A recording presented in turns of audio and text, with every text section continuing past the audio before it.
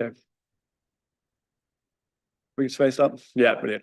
Okay, hi there, everyone. Welcome to Planning Committee B for the 24th of March. I'm Councillor Ben Burton, Chair for the committee.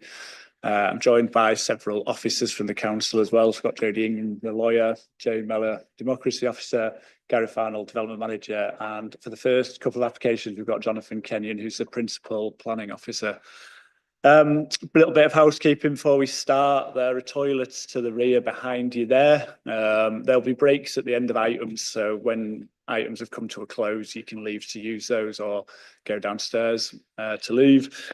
In terms of fire, if there's a fire alarm, there isn't one planned, so just make your way to fire exits down the stairs, but we'll also show you which way to go at that time. And can I just ask people to turn their mobile phones to silent or off, please? If you're speaking, as always, just make sure that the green microphone button is showing on the mic in front of you. But I'll remind people who are speaking in public of that at the time that they come up as well. We'll move straight into the first items today. We've got item one is apologies. I believe we've just got Councillor Merritt substituting for Councillor Nelson. That's right. Thank you. And on the second item, we've got declarations of interest. Does anyone have anything that they'd like to declare for these items on the agenda today? No, I can't see any, so that's fine. We'll move on. And item number 3, we've got the minutes of the 26th of February and the 30th of January, which was published in Agenda Supplement 1. Does anyone have any comments on either of the minutes today? If not, I'll just take those as being agreed. Okay, thanks. All right, we'll move on to those agreed. We haven't got anyone on item 4, which is general public participation. There'll be public participation on each item. So we'll move into the first planning application today. We're going to start with items 5A and B, because these are for the same location, but it is 2 applications. We'll do the presentations and the questions and the public participation together, but we'll take 2 individual votes at the end of the item, essentially, for that. Gareth, could you take us through the presentation for this item?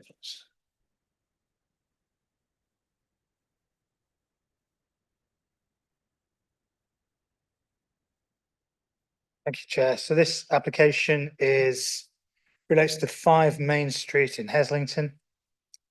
It's an application for change of use of offices to a 25-bed student accommodation with a small extension, alterations to car parking and a new cycle store. So on the screen, you can see the extent of the site from the Google aerial photograph. So 5 Main Street is a listed building with a building known as a Hive, which 1970s vintage probably, flat roof to the rear, a small car parking area to the front. Slightly expanded view of the site shows 2 residential properties to the north, the Charles 12th pub to the south, university offices and car parking across the road, and then the larger university campus to the north of the site, northwest of the site.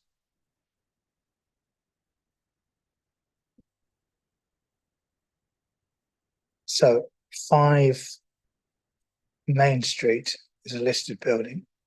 So this is existing elevations and the existing ground and first floor plan showing the building laid out as offices.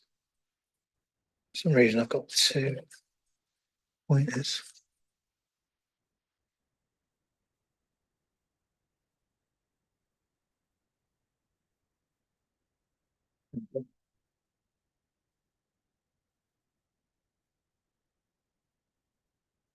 There's a site plan, a proposed site plan. So let me magnify that.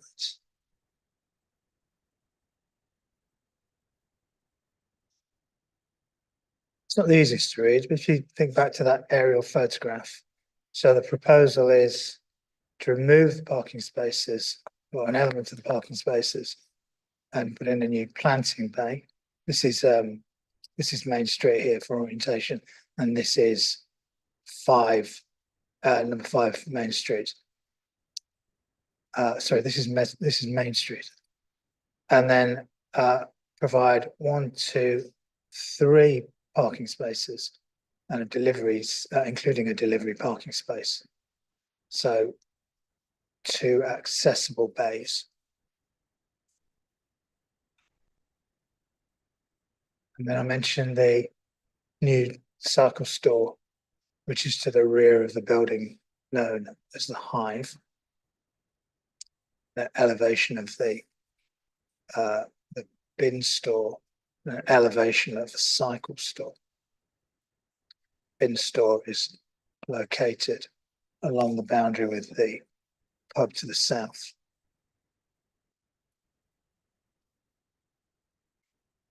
Elevations are largely tidying up of what's there at the moment. Floor plans show set out as student bedrooms.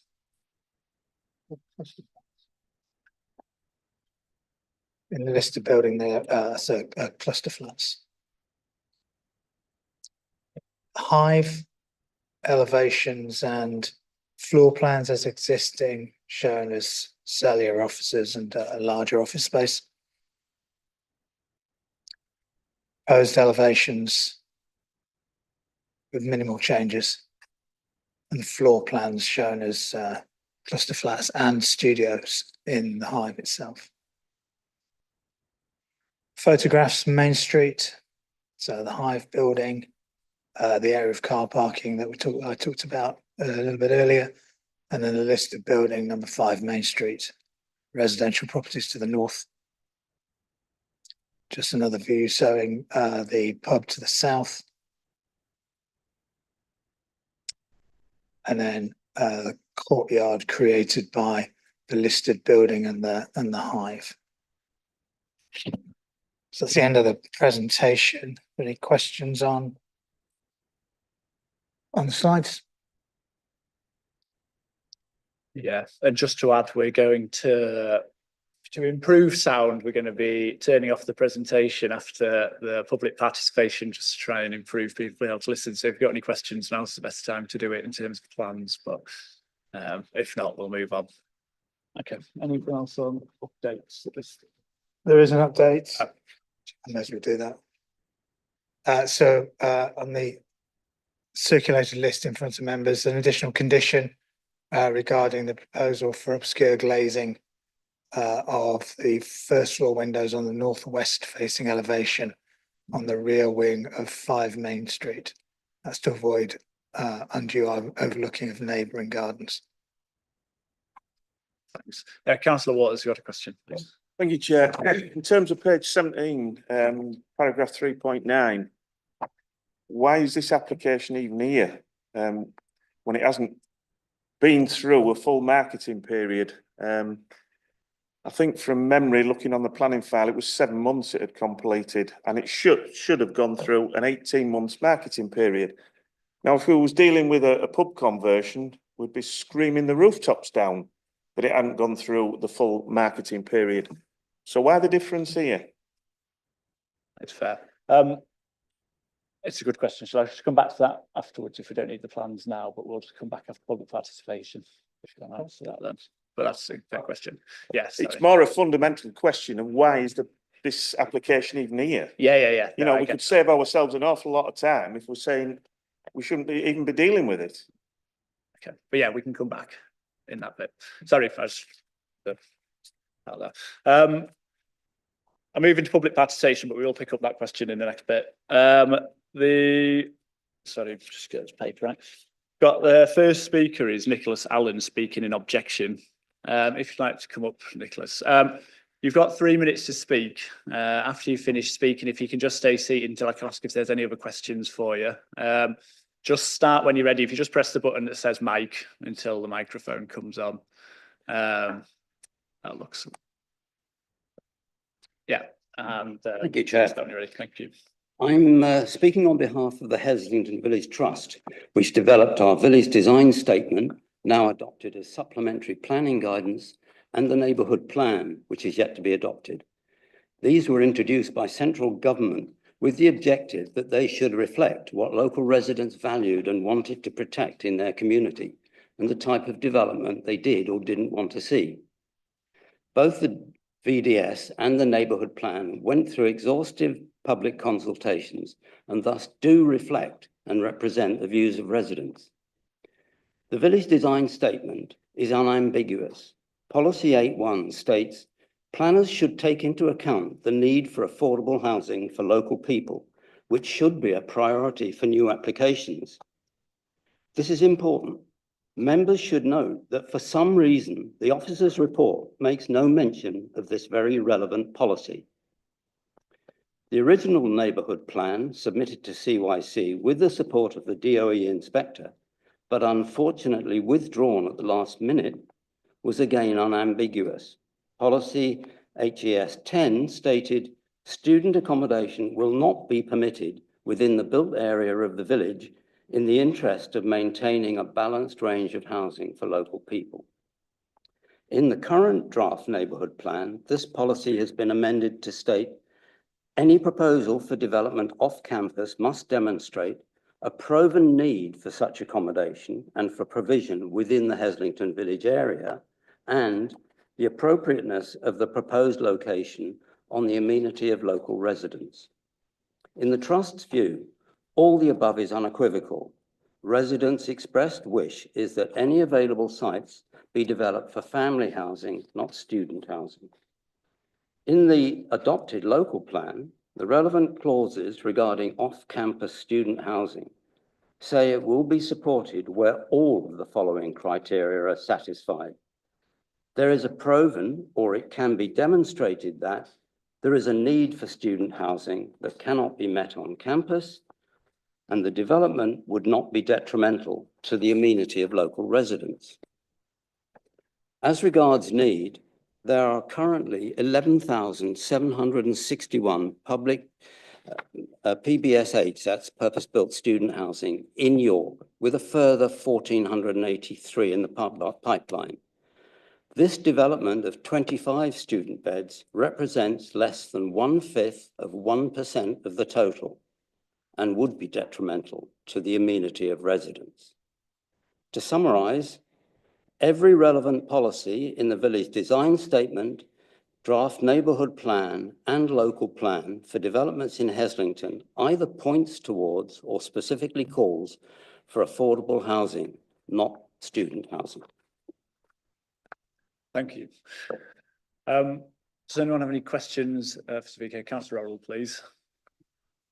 The report says the neighbourhood plan was withdrawn. Are you able to comment on why it was withdrawn? You'd have to ask the parish council for that. It had gone through the whole process. And I, in fact, made a presentation, a Zoom presentation during lockdown to the planning committee. It had gone, you know, the inspector had recommended that it be put to the council, and it was then to go to the chief exec for signing off a week later. And in that week, the parish council, for their own reasons, which have never been made clear to us, withdrew it, and it is now being redrafted. Thank you. But it was a contentious issue, I can tell you. Thanks. I'm not seeing any questions, so if you'd like to take a seat, but thank you for coming in and speaking. I appreciate it. The second speaker is David Blackiter, if you'd like to come up, and exactly the same again, if you just want to make sure your mic's on, but start when you're ready. And, I understand, thank you.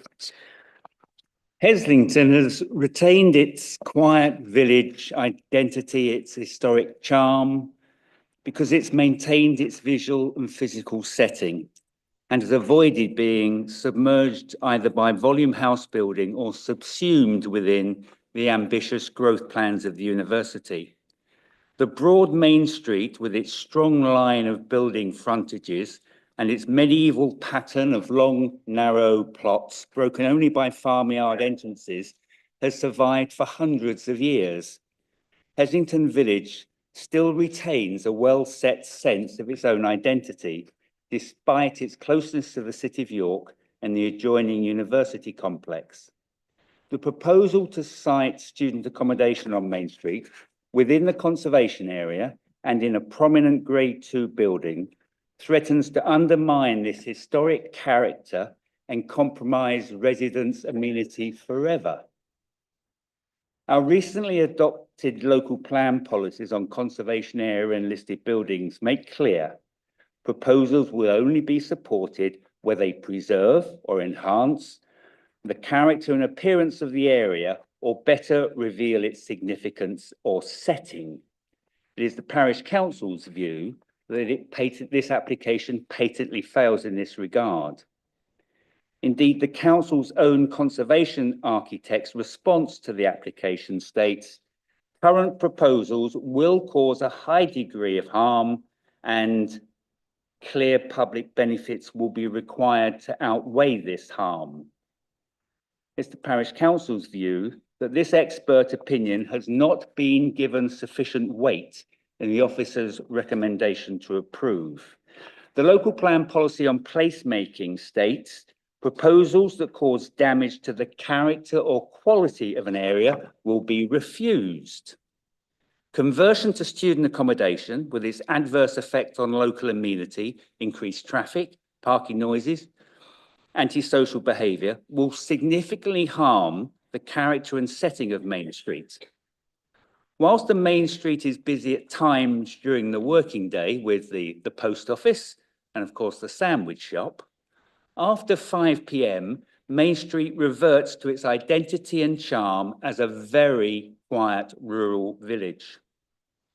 Clearly, this policy reinforces the inappropriateness of this proposed development. And finally, I want to refer also to local plan policy on student housing. Development should not be detrimental to the amenity of residents. Now, importantly, the amenity of residents is more than just tolerating some late night party noise. Undeniably, it's based on the historic character, charm, and enjoyment of the quiet rural setting that is Heslington. It's about sense of place. That's 3 minutes, if you could just wrap up. Thank you. I've got one final comment, may I? Or did that Was it one last sentence? Indeed it is.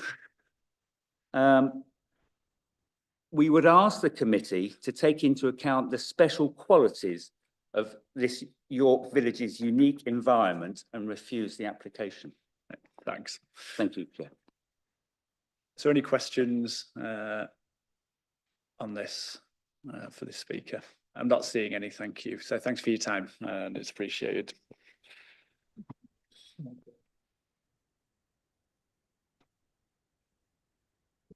Can I just draw members' attention to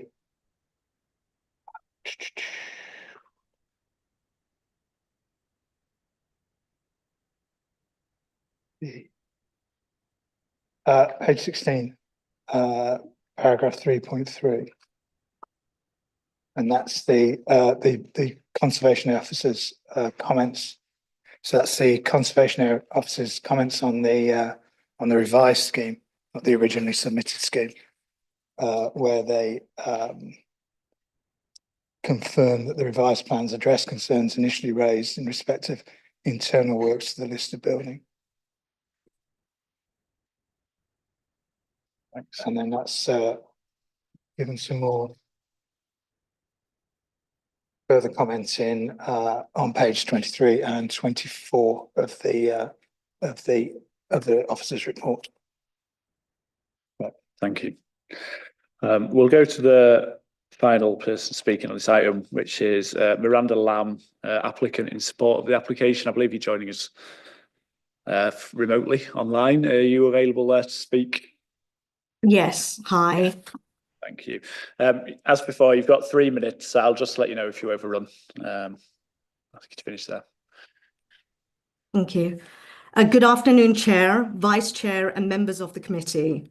I appreciate the opportunity in allowing me to present my views to you today, not just as a developer, but as someone who's dedicated many years in providing safe, affordable, and supportive student accommodation in York. This is not just about creating more student beds for us. It's about fostering a community, about ensuring that young people who move away from home are given a place where they feel safe, supported, and valued. That is why we're investing in 2 full-time property managers and cleaners on site at least 5 days a week, who'll act as mature welfare officers, providing a reassuring presence for students who may be struggling being away from home.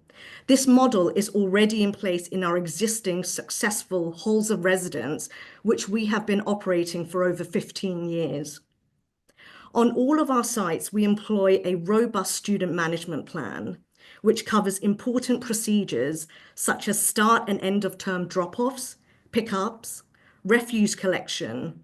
It also sets out how our students are expected to behave and how complaints will be dealt with. This ensures that our sites integrate well with the local community and that the expectations of our neighbours are respected. Student life today is more challenging than ever, with increasing reports of mental health struggles and social isolation.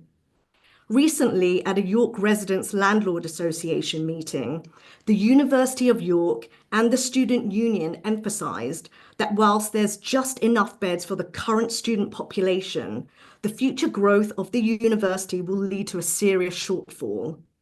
Some students already commute from Leeds or live at home due to the lack of options in York.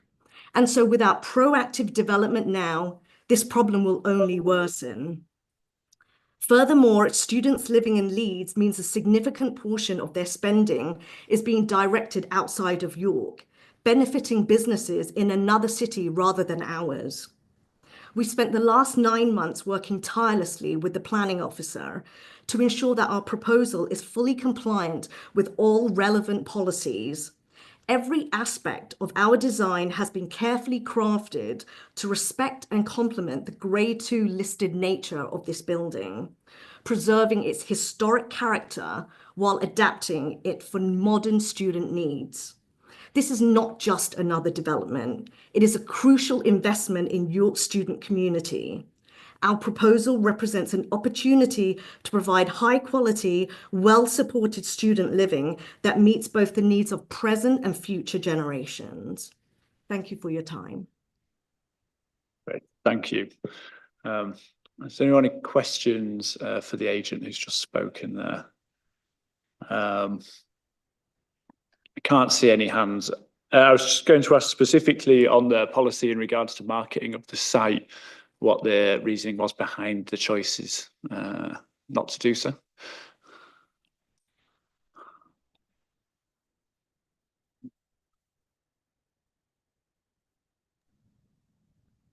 No, I think it's on mute, they said. Okay. Yeah, there was a previous question, if you're watching online, in regards to the policy behind marketing the site as commercial use before it's transferred to being for this usage. Can you outline the reasoning for why that full marketing exercise wasn't undertaken, please?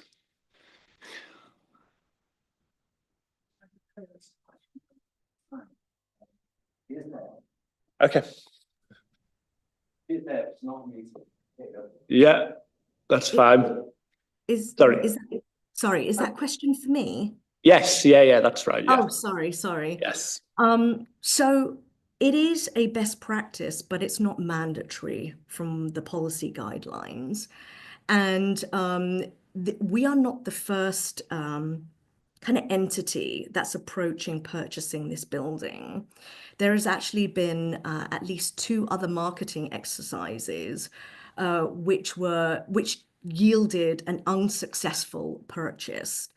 And so whilst our attempt of marketing, or during our process, the marketing exercise was 7 months, there were actually prior marketing exercises done before us. Okay, thank you. Thanks for clarifying. That's what it was. Great. I'm not seeing any other questions. Do you want to ask this to is this to the applicant? Yeah. No, No, for the officers. yeah. I'll do that in the next bit. Yeah, that's fine. I've still got that on there. Okay, thanks for your time. We'll move on to general question. Sorry, you have a question? Sorry. Is she still there? Yes, yeah. Sorry, Councillor Millie, you have a question. Thank you for talking to us. Have you got any experience of managing any other student developments of a similar size to this one? Yes, we do. We have a 70-bed building in Loughborough called Williams House. We have a 35-bedroom student accommodation in Nottingham. We also have a larger PBSA in Bristol as well. And as mentioned during my speech, we have a 50-bed student halls on Hull Road, which we've been managing for over 15 years. So the only one of a similar size in terms of number of bedrooms and number of occupants is the 35-bed one. Have there been any management issues with that one? No. In terms of developing the management plan and that working for, financially and for local residents? No. Okay.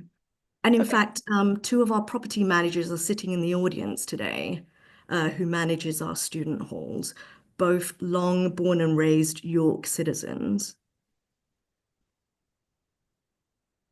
Great. Okay, thank you. Not seeing any other questions this time, so we'll thank you for your time, and we'll move on to questions on the report. Before we go into other people's questions, I do want to come back to yours, Councillor Waters. So if you want to raise that again, just wait to. Well, certainly do want to raise it again, but as it's been mentioned about policy EC2, could Gareth locate that and read that out to us all, please?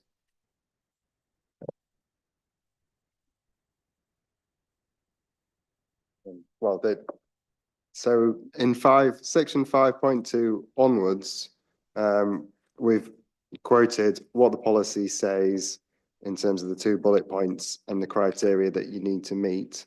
In 5.3 onwards, we've also quoted the background text, which explains how you're expected to comply with point 1 in terms of showing the buildings are not demonstrably viable, in terms of the market attractiveness, business operations, condition and/or compatibility with adjacent uses.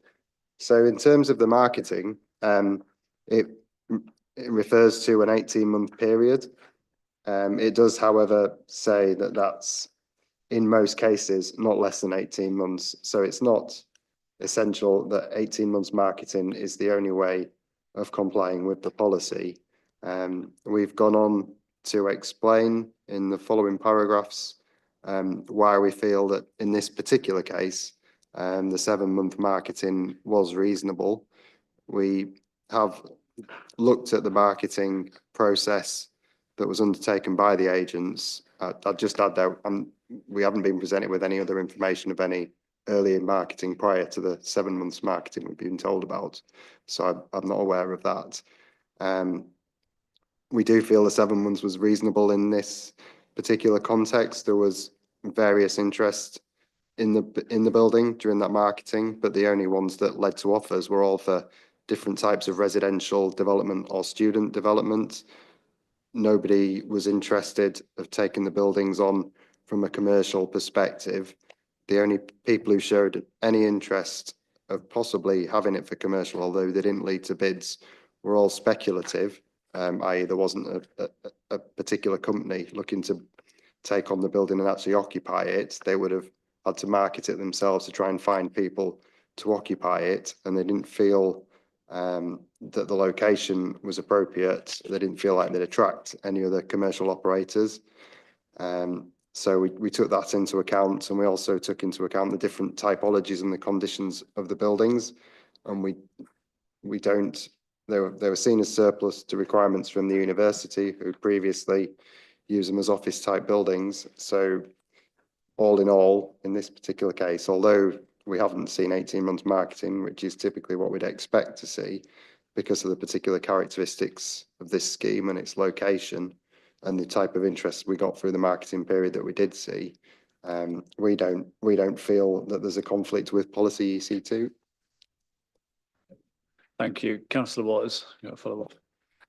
Given the local plan when completed is a massive document, all I was after was the particular reference to 18 months in policy EC2, and can we have it read out to us, please? Okay, so I can read it. It's quoted in paragraph 5.3, so it's in the officer's report. And it says, when considering the loss of employment land and or buildings, the council will expect the applicant to provide evidence proportionate to the size of the site of effective marketing the site premises for employment uses for a reasonable period of time, and in most cases, not less than 18 months. Where an applicant is seeking to prove that the site is no longer appropriate for employment use because of business operations and or condition, the council will expect the applicant to provide an objective assessment of the shortcomings of the land/premises that demonstrates why it's no longer appropriate for employment use. This includes all employment generating uses, not just office or industrial uses. Thanks.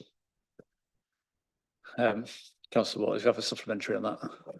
Yeah, I know you'll certainly say that every application should be judged on its own merits, but to be having a policy that clearly states the preference for 18 months worth of marketing before an employment site can be lost, and then somehow to say, well, no, it's acceptable for 7 months. How on earth do you approach other applicants with that? How on earth do we sit here and go on about we want 2 years worth of marketing for pubs that conversion applications come in front of us? I'm sorry, but I would be recommending that this application is deferred until such time as a suitable period has taken place. 7 months out of an expected 18 months is certainly not long enough in anybody's book. Yeah. I mean, you've made the point. I think the way that the policy is written clearly gives room for this to be taken in the way that it is being taken. And I think that the reasoning for that would be that to avoid having buildings left vacant longer than the 18-month period or for the full 18-month period where it's proven objectively that that's not necessary, which I guess is a view that the officers have taken. But as always, that's for you to wait when it gets to the decision. I don't think I want to add anything, Jonathan. Just to add a little bit on that for members in terms of the example quoted of public houses, it's just to be clear that there is a different policy that we consider loss of those type of community facilities under, and that does talk about exceptional circumstances. So if we're looking at a pub, it's a different policy, and that policy sets a higher bar than the loss of employment uses. So it is a slightly different context. One more supplementary on this, Councillor Watson. Thank you, Chair. I'm perfectly well aware that there's a different policy, but the principle is the same in that you are putting in those policy details an expectation of a certain length of marketing. If you're going to reduce it by a month or 2 or 3, fair enough, but not from an expectation of 18 months to 7 being acceptable. And pub applications could come up with the same argument if you allow this through. Okay. It'll drive a coach and horses through it all. That's heard. Got Councillor Old, I've got Councillor Melly. Councillor Old, please. Thank you, Chair. Before the local plan was adopted, all the reports said we give so much consideration to the emerging local plan. We've got an emerging neighbourhood plan here. Can we give any weight to that? My understanding is the neighbourhood plan was withdrawn, in which case it would have no weight in the decision-making process. On the council's website, Heslington neighbourhood plan update, it reports that following the examiner's report, Heslington Parish Council wrote to the council to say, after careful consideration, following the deletion of 3 policies, Heslington Parish Council have resolved to withdraw the modified plan, amend and resubmit. As far as I'm aware, there's been no resubmission document to date. There's nothing referred to on the website after that particular date in that was 2021. We heard that there's a draft plan. What I'm asking is, can we give a draft emerging neighbourhood plan any weight? I haven't seen a draft plan. It's not on the website. It's not on our council website. I'm not aware of its existence. Thanks. Councillor Melly, question, please. Thanks, Chair. Is there a Section 106 agreement accompanying this application with affordable housing contributions? I couldn't see a condition about affordable housing.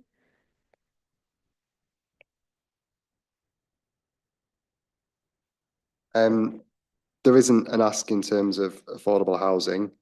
We've covered that in the officer report. The policy in the local plan, H7, about purpose-built student accommodation does require an affordable housing contribution. However, it's purely a reuse of existing buildings, so the vacant building credit rules apply. So we don't seek a contribution when it's reusing a vacant building that's set out in the MPPF. Yeah, please. Yeah, Councillor Cullick. Thank you. Just so we're absolutely clear, the last speaker said that there had been prior marketing, but you've reported that you have no information about that whatsoever. Is that actually the case, that there, as far as you're aware, there has been no evidence presented of previous marketing of this site? That's correct. I'm not aware of it. We've got a statement from the company who were engaged to market the premises, and they refer to it being sold by the university, and they refer to a marketing period of 7 months. So yes, as you say, if there was any other marketing, it's not been detailed in the submission. Yeah, Councillor Merritt, please. Yes, two questions. First, relating to this issue. Have we looked at the price that the commercial ask for this site, and was it one that we would regard as reasonable in terms of this premise? And the other related question is, we know we are short of startup units in the city. This, I would have thought, would be a pretty obvious location, closely linked to the university. Was there no investigation on or commercial offer on in that type of facility? The thing we got that, but it was marketed openly, so there wasn't a guide price or anything to that effect. It was just marketed, inviting offers. As I mentioned earlier, there was initially some commercial interest, but no one progressed to putting an offer in because they didn't feel that they could occupy it. And as I say, there wasn't anyone interested who was actually interested in moving in and occupying it. It was more commercial operators looking to purchase the site and rent the spaces out themselves. Okay, my my second issue is on the policy H7, which is obviously closely linked to ED1 in terms of the University of York. And policy ED1 is about trying to ensure that we get student accommodation provided on campus rather than off. If I read the relevant words, and it links to that first part of H7, the University of York must address the need for any additional student housing which arises because of the future expansion of student numbers, taking account of on-site provision and the capacity of independent providers. Provision will be expected to be made on campus in the first instance, where this can be accommodated, or off campus in line with policy H7. Can I ask what the situation is in terms of the East Campus? Has the East Campus been fully rolled out, or are there still housing allocations within the East Campus?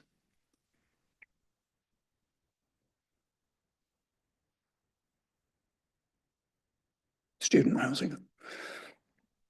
I'm not in terms of how it's allocated in the local plan. I'm not aware it allocates specific land uses, and I'm not familiar with the planning permission to explain whether there are phases that aren't built and what they give planning permission for. I mean, all I can say is the information we've got from local plans in the report that's very clear that there is, in terms of how we apply H7, that the evidence is there that there is current student accommodation need. So we haven't got any information from local plans that we've got any evidence to say that in terms of bullet point 1. Well, need the for student existing housing, we permit, the can- existing permission for the East Campus, the original permission, basically required the university submit an annual statement in terms of housing numbers versus demand. And if there was a shortage of a certain value, then they have to bring forward further on-campus sites. And that is actually also referred to in the ED policies. What I'm concerned about, this in effect, if you aren't doing the full assessment, and in effect the sequential test, you're driving coach and horses through the whole policy about trying to ensure the minimum impact of the student housing demand on the local residential housing market.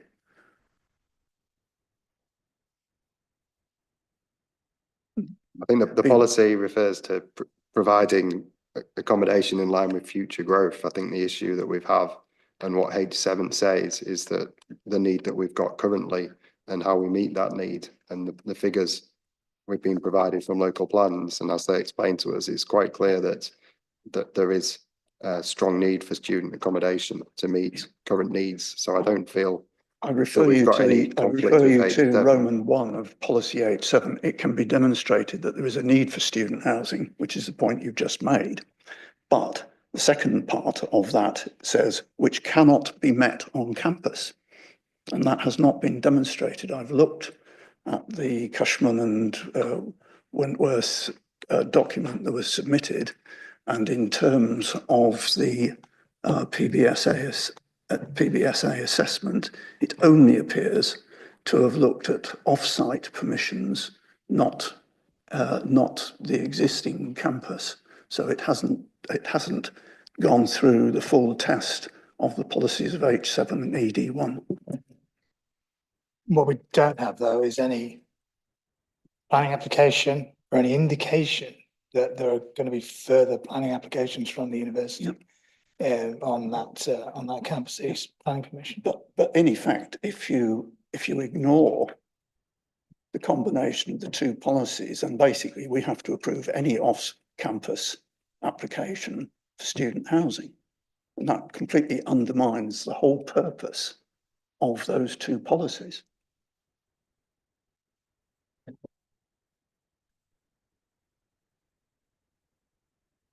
I think it's fair, but I'm going to, I think we'll make a note of that for discussion, but I'll move to Councillor Wars, please. Yeah, Councillor Merritt's 100% correct in what he said. And this is the point that Heslington Parish Council made for many years, that these sort of applications should be based upon that yearly figure that should be coming from the university, should be assessed by the council's forward planning team, and there's no mention of it in this. So again, just to try and save time, I would like to move that this application is deferred until such time as it complies with policy EC2 and the various policies. I'm looking to Councillor Merritt to help me out with the actual ED1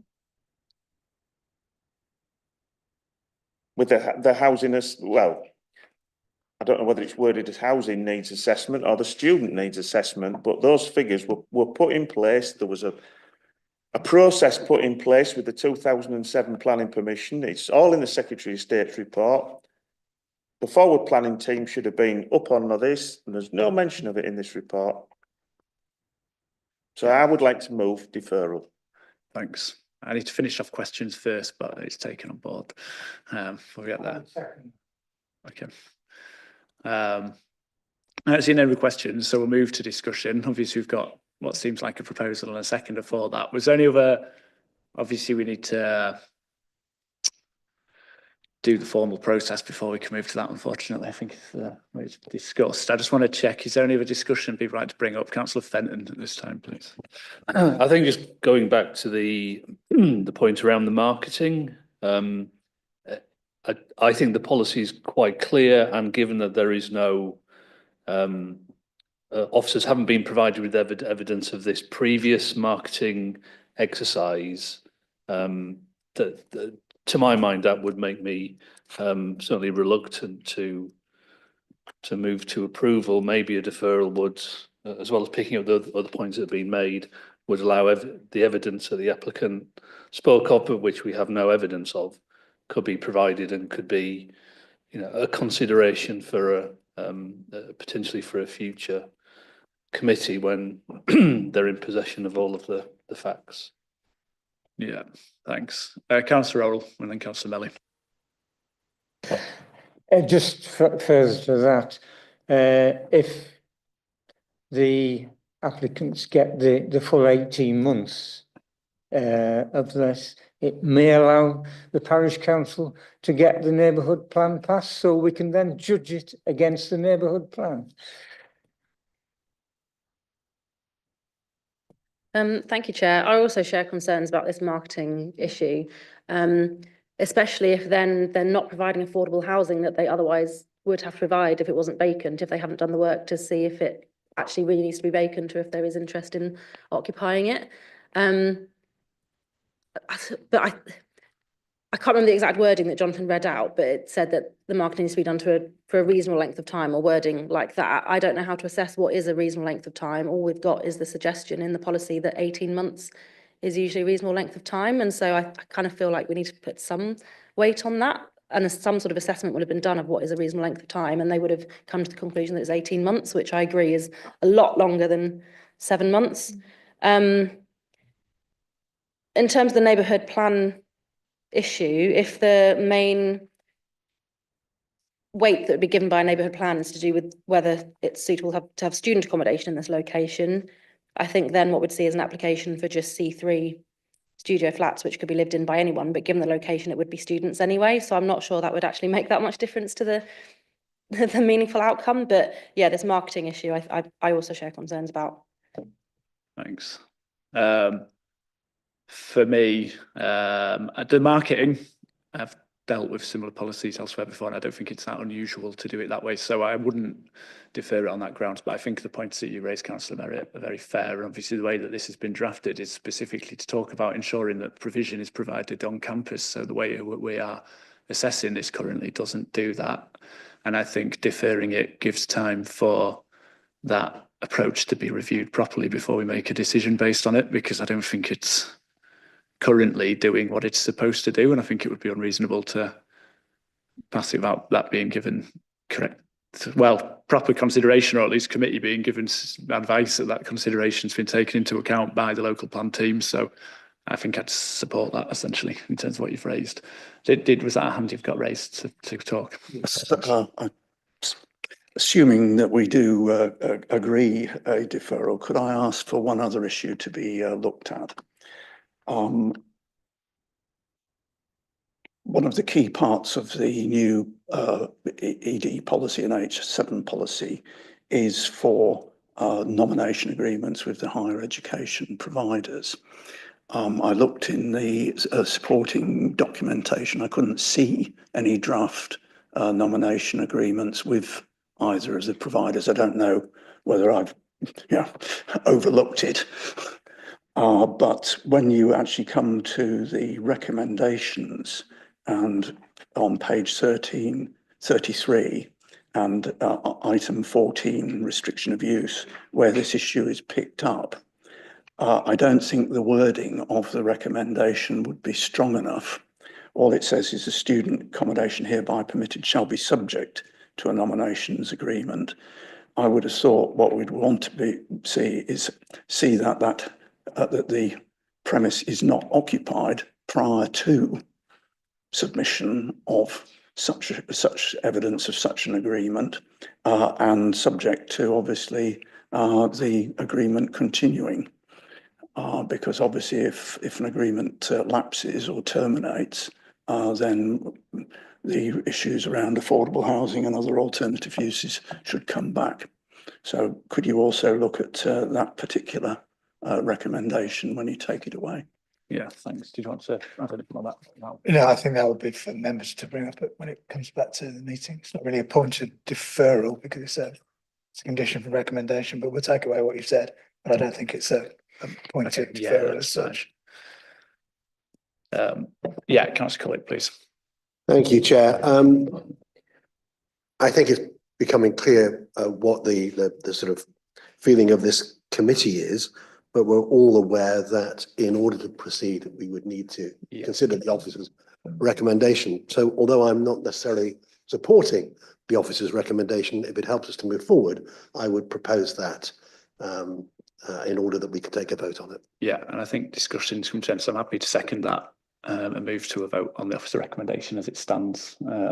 Gareth, if you could take us through that, please. Thank you, Chair. So it's recommended that planning permission be granted subject to the conditions on page 28 onward, and then supplemented by the additional conditions set out on the update. Thank you. So you can see all those who are for the officer recommendation as it stands, and all those who are against. That's unanimous. So the officer recommendation hasn't been passed as it stands. For the benefit of the people who are watching here, essentially because that's not been passed, we now have to vote on what we do instead. So there'll be discussion on that.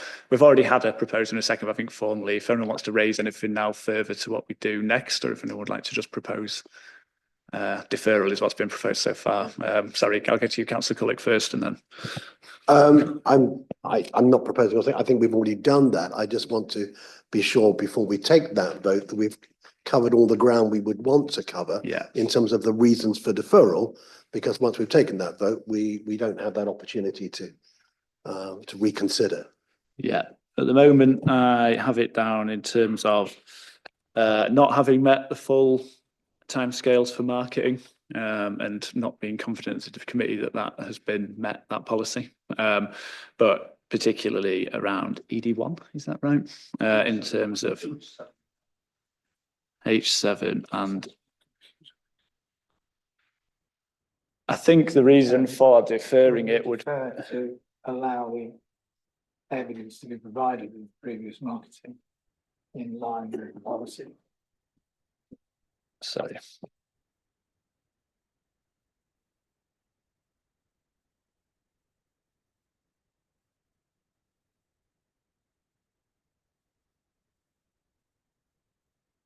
The only point of deferring something is to allow further information to be provided to members.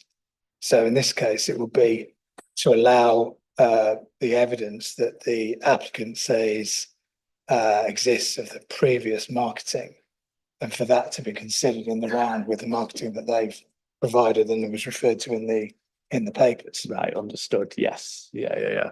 Is that committee happy with it in terms of that first one? Yeah.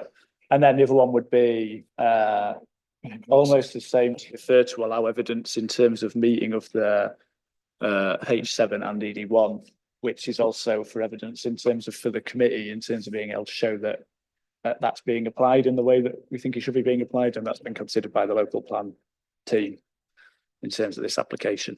It's the reason for in terms of the provision of on site, on campus. Roman 1 of policy H7. Yeah. And the one was a condition essentially to that. Oh, well, it wouldn't have a condition on the deferral. So that's just something to flag for future, isn't it?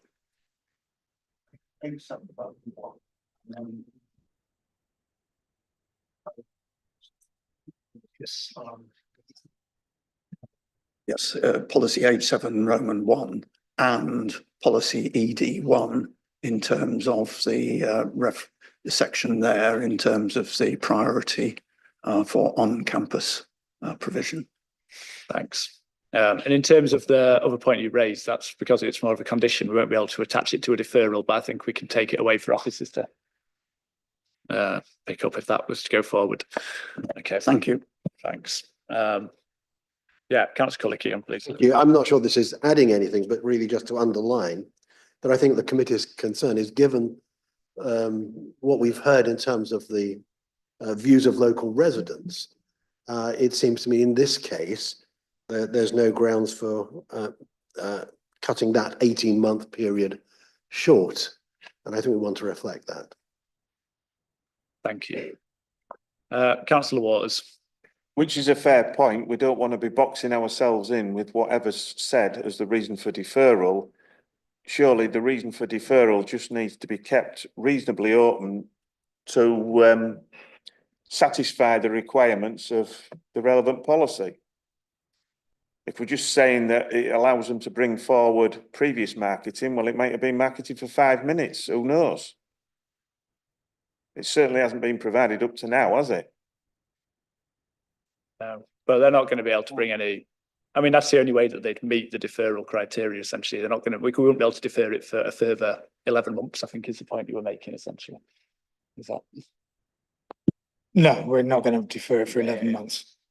It would be, we would bring back the information that can be provided on the marketing that's happened so far, but then after that, that will be presented to members, and members can take their view whether that's acceptable or otherwise. Yeah, I think that's fair. Okay, I think that's clear. Is everyone happy with those reasons? If that was to go ahead as a vote, you've got this then. Okay, sorry, can I just have someone repeat proposer and seconder just to be clear? Well, I'm quite happy to propose what I proposed about 3/4 of an hour ago, so to defer it. And yeah, and seconded by Councillor Orrell. Okay, thank you. Okay, we'll move to, oh, sorry, Gareth, can you take that out in terms of the deferral? Run us through the reasoning for that, please, before we vote on it. So it's deferred to allow evidence to be provided of previous marketing and for further information to be provided regarding the provision of student accommodation on campus as sought by policy H7 Roman 1. Okay. And ED1. That's fine. And ED1. What's ED1? Which one? I thought that was in relation to the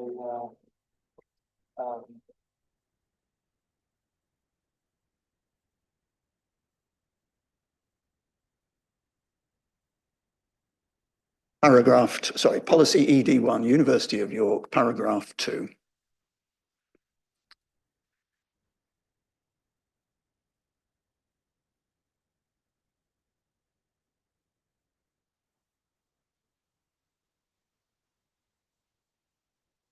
I don't think we can apply that to this particular scheme. That's policy which says the University of York must address the need for any additional student housing which arises because of future expansion of student numbers, taken into account of on-site provision and the capacity of independent providers.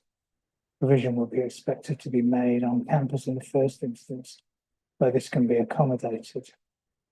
I think policy H7 is more appropriate to this particular scheme than ED1, but members can consider it against ED1 if they wish when the matter is reported back to members to committee. The point I was making, Gareth, is you need to read the two together.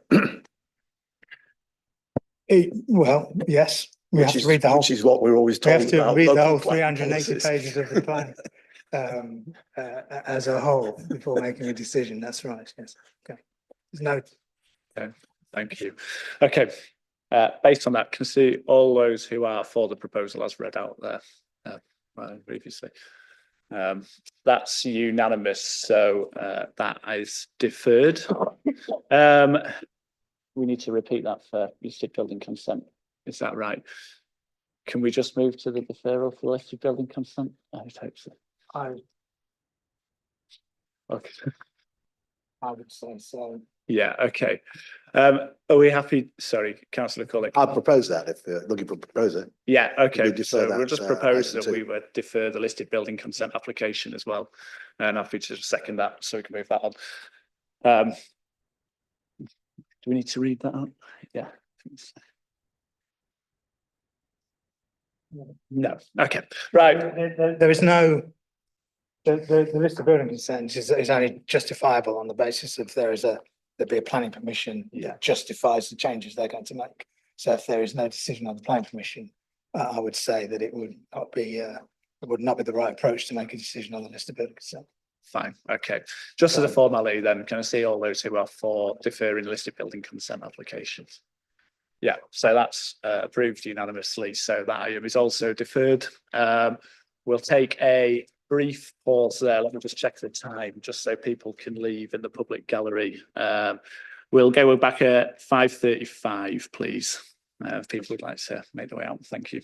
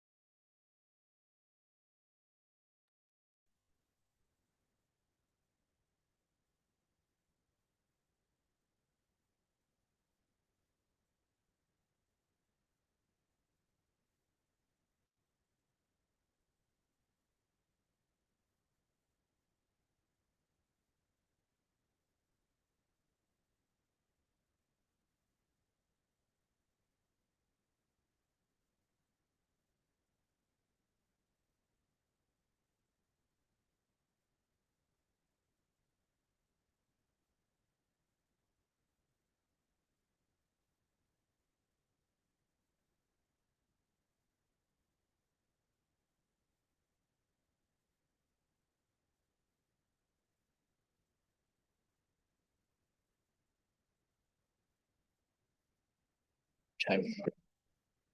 Good. Okay. Right.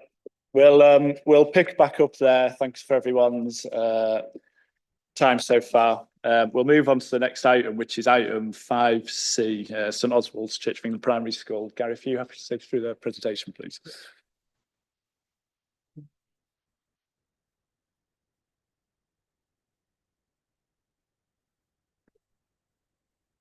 On the screen, you can see St Oswald's Church of England Primary School, and its surrounding land, School Lane, Fulford, and Heslington Lane, running across the north of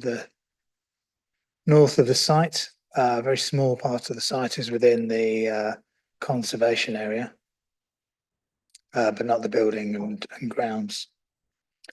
So this is a planning application for a side extension in this area here. Oops, sorry, the existing site plan. I've gone ahead too soon. The existing site plan showing the school is constructed around about 2005, I believe. Existing elevations. The proposed block plan. So this shows the location of the extension. Other alterations, the proposals for a gate and a footpath to give a pedestrian entrance into the nursery and reception part of the school towards the south of the site. The proposed plan layout, again, the area of the extension.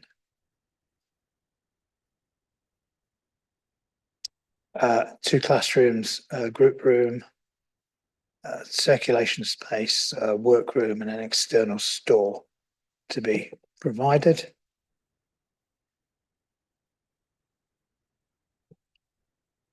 The elevations are largely following the palette of the materials that exist on the site at the moment, and also in terms of scale and height and eaves height. Other proposals are the proposal for photovoltaic cells on the roof. Some photographs. So this is the area of the extension, northern boundary of the site. You can just pick out the fence there.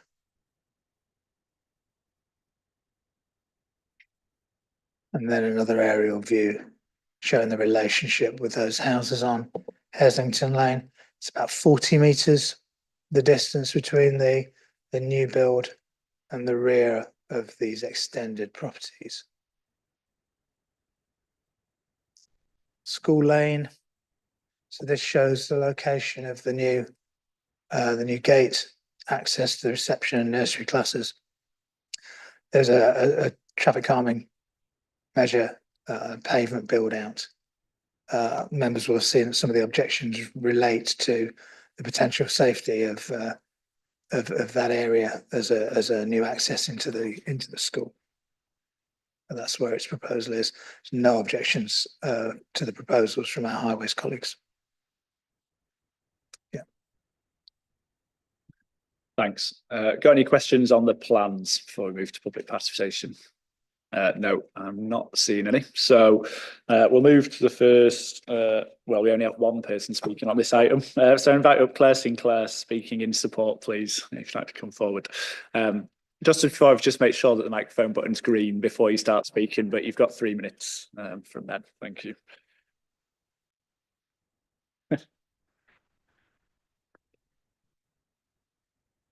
Good evening, Chair and Committee. My name's Claire Sinclair. I'm Vice Chair of Governors at St Oswald's CE Primary School. I'm parent of a child at the school, and I'm a Fulford resident. I strongly support the proposed plans, and I urge the committee to approve them today. St Oswald's is a vibrant, thriving and nurturing school. Ofsted praised the school for its care, kindness and warmth, where staff, pupils and local school community work in harmony. However, to maintain this reputation, the school must adapt to the community's changing needs, including updating the building and adding 2 classrooms. Let me explain the need for change. In the 8 years that I've been involved in the school, children with special educational needs and disabilities, or SEND, rose from 8% to 13%. Children with educational healthcare plans, EHCPs, doubled from 2% to 4%. Deprived children qualifying for pupil premium funding increased tenfold at the school, 1.4% to 14%. School has also increased in popularity, with an in-year waiting list of about 30 children. The evolving needs of our cohorts mean that staff have had to reorganise our provision. As a result, rooms that were originally designed for music and art are now makeshift classrooms, and intervention work takes place in corridors and in converted cupboards. The main hall reaches its maximum safe capacity during assemblies. In short, the school is bursting at the seams. The new homes on the Germany Beck development inevitably mean that the city must invest in infrastructure to support this growth. We understand that change has an impact, so we've consulted extensively with the community and we've received overwhelmingly positive support. We do understand that some residents are concerned about increased traffic. We're also committed to ensuring safety and minimising traffic impact. So we've taken significant steps to address this. We've added a second entrance to the south of the school with cycle and scooter storage. We're working with the parish council on a potential new footpath linking Germany Beck to the school. We're running campaigns to encourage walking, cycling and scooting to school. We're recruiting a school crossing patrol for Heslington Lane, and we'll provide a second patrol on School Lane during construction. We've reconfigured the car park to improve traffic flow, and after construction, we'll run a travel survey to further monitor congestion and safety. These adaptations to our school are desperately needed, so we urge you to approve the proposal today. Thank you. Great, thank you. Does anyone have any questions for the speaker? Yeah, Councillor Fenton, please, not Councillor. Thank you for coming to talk to us. I was just wanting to ask about the the proposed new pedestrian entrance at the south of the site. Can I just ask whether that would be used exclusively for children attending the nursery, or would it be an entrance that that all pupils would be able to use? It's for all pupils, yeah. So the idea is for pupils to be able to access without having to go all the way around to the current entrance, which is at the front of the school. So when we did a travel survey, we were hearing from residents on Germany Beck saying that at the moment, lots of them are actually driving all the way to the front of the school. And so to us, when we were designing, it just seemed like a no-brainer to try to encourage people to walk to school by cutting the travel time, cutting that walking distance, so that it would mean access for all families and pupils. Thank you. So have you assessed the the sort of potential risk of some people who drop the children off in a car sort of driving down to drop off at the new entrance? Would it be any more convenient than where people currently drop children off, which would be near the main entrance of? Yeah, I mean, obviously it's hard to forecast exactly kind of what will happen. But I mean, it cuts down travel time, I think, significantly in terms of walking time. And it was one of the things that came up as a barrier, you know, when we've spoken to families and things.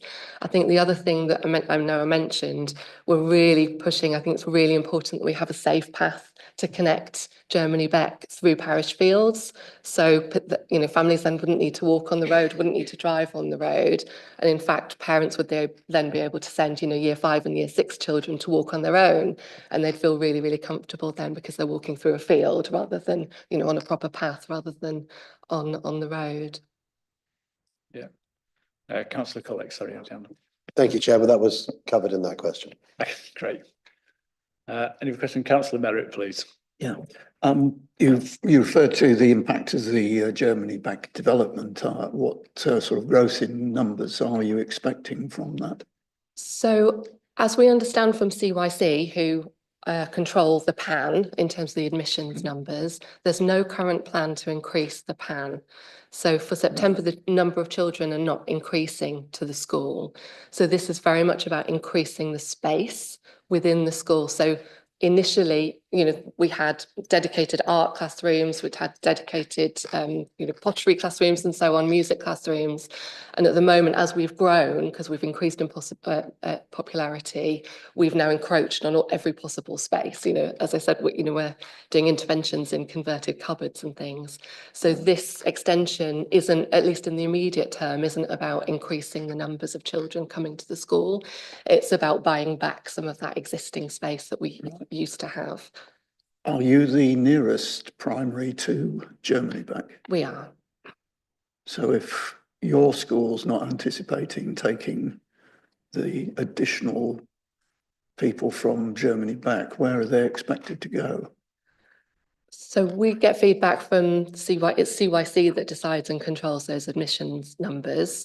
It may, after next year, we don't know. Obviously, the forecasts move and change kind of over time. We know obviously other schools are struggling for numbers because of the population dip. So I think it's a really careful balance. Obviously, Germany Beck will increase, I'm sure, the number of families that are coming to the village. But as other schools nearby, Neyburn, Fishergate, Lord Derrimores and so on have lower numbers, I think it's quite a fine balance. That's obviously not for the school to decide. So, we'll wait and see what we're sort of told really by admissions. Right, thank you. Thank you. I'm not seeing any. One question, Councillor Waters.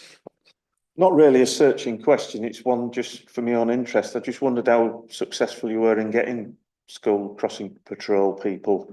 That's a good question. I mean, we've gone heavy on marketing. We haven't done 18 months of marketing.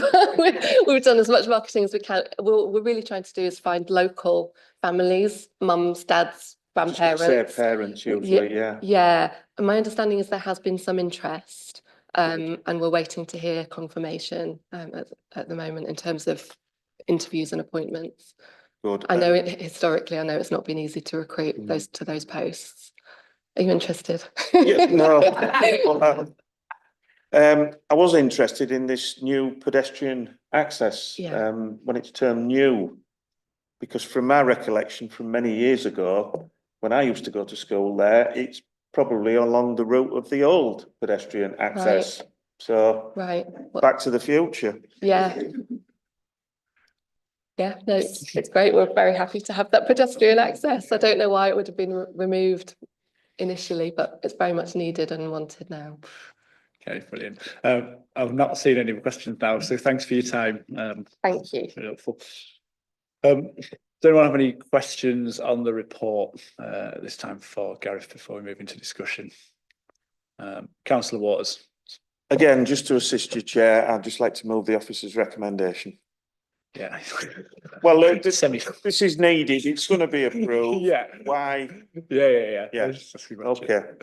Okay. Does anyone else have anything in discussion before we do that element of it? That's the part that I wanted to check in case there's any conditions, etc. Councillor Merritt, please. Yeah, it's a minor one.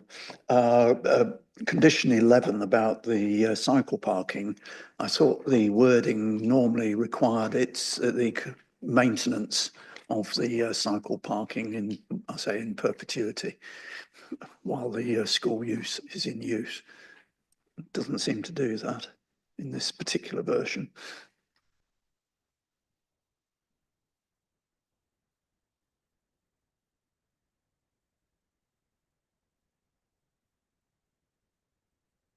It doesn't. It could. I think at this point, tweak it, please? For you to change it rather than me to suggest. Yeah. Okay. Yeah. I mean, I'm happy with that. I think committee will support that. No. Councillor Waters. I don't know whether it's the way the particular officer's written the report up, but condition 7 is similarly open-ended, which in terms of insisting on replaced trees isn't a bad thing, really, from our reading of it, but it is unusual.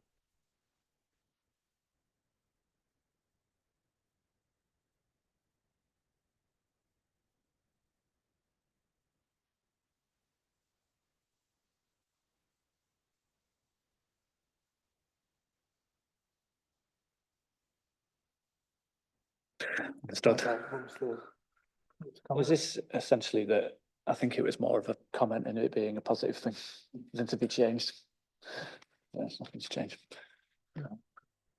Councillor Collick, please. Thank you, Chair. Anticipating there isn't going to be an awful lot of discussion around this one, and the committee, I'm sure, is minded to approve. I'm willing to second the proposal that Councillor Waters has made. Yeah, thank you. That's fine. We'll take the proposal in a second. Yeah. With the change to the condition, please. Yeah. Okay. Yeah, happy to move to a vote on the recommendation with the tweak to the condition. If you can just take us through that, please, Gary. Chair, so recommendation is that the planning application be approved, subject to the conditions on page 63 onwards, with the amendment to condition 11 requiring the retention of the cycle and scooter parking in perpetuity, or for as long as the school remains in use on site. Thanks. Okay. Can I see all those who are in favour of this recommendation as proposed there? Yeah. Again, that's unanimous. So that application is approved. Thanks. I'll just give you a minute or two if you want to make your way out before we move on to the next item. That's okay.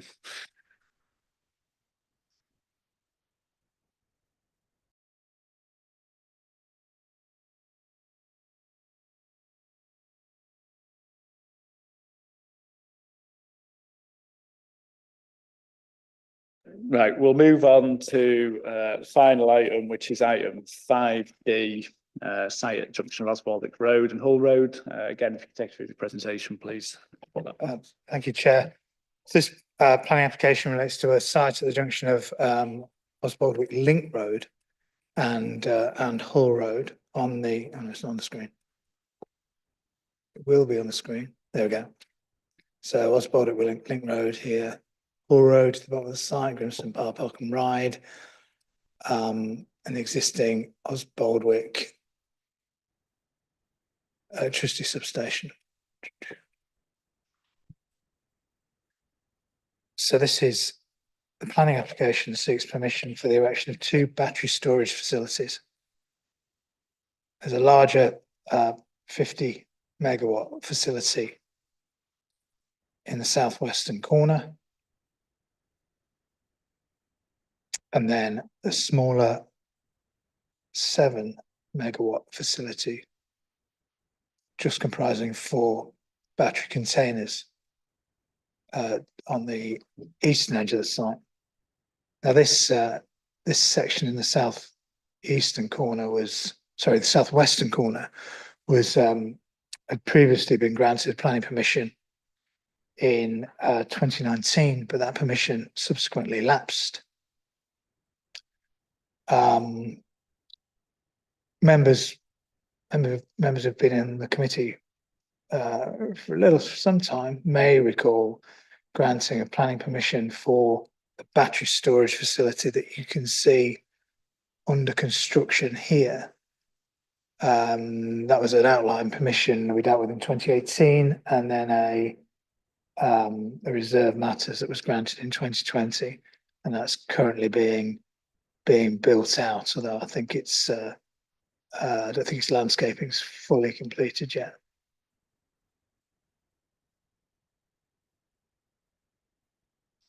The smaller site is in the Greenbelt. Greenbelt boundary runs north-south.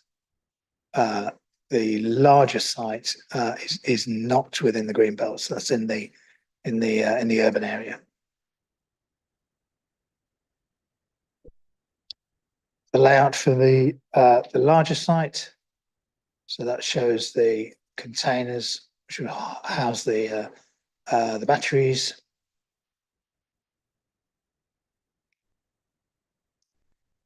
Elevations and sections through the site. So they show the acoustic fence.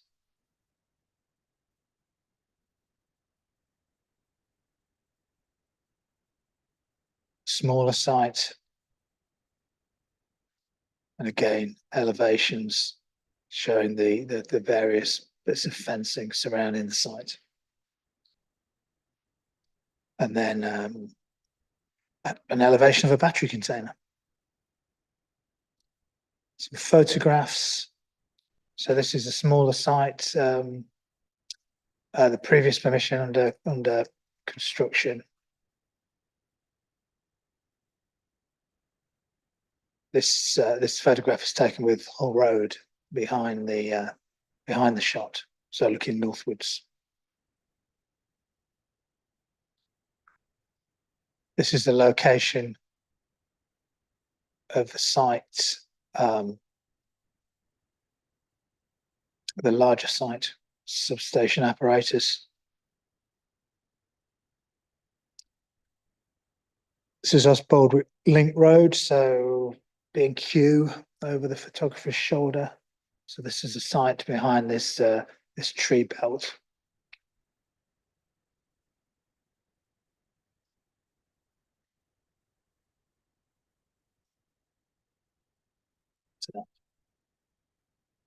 So as I mentioned, the smaller site is located in the green belt. The development is considered to be inappropriate development in the green belt. Members have to give substantial weight to harm to the green belt, consider whether very special circumstances exist that outweigh the harm to the green belt and any other harms. The officer's report sets out the applicant's very special circumstances on on paragraph 5.38 to 540, and in the paragraphs following that, give officers' assessment of the very special circumstances. Questions on the slide pack? Yeah, Councillor Waters, please. Just following up a bit, Gareth, to what you said about the earlier permission that's under construction.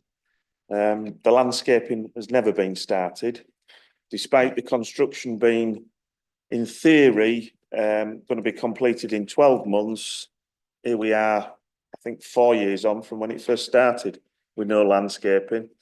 But what's really crucial is that permission was granted on the basis that the containers would be painted a matte dark green colour. That was subsequently appealed by the applicant. They wanted changes to that, and it was upheld by the council that they insisted on them being dark matte green. It's important in the context of where the smaller site today is proposed to go, because having looked on the planning file, presumably the agent will be able to tell us there's no photographs of the proposed containers. So it's just a relevant consideration when that comes up. Thank you. Councillor Merritt, you have a hand before.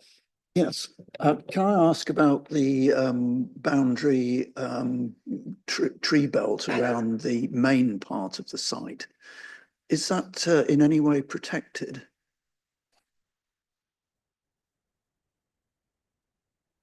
It's there. It's obviously going to be quite important in terms of shielding, but is it actually protected?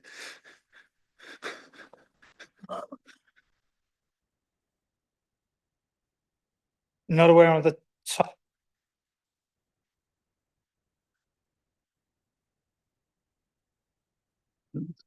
If not, should we be putting a protective condition on?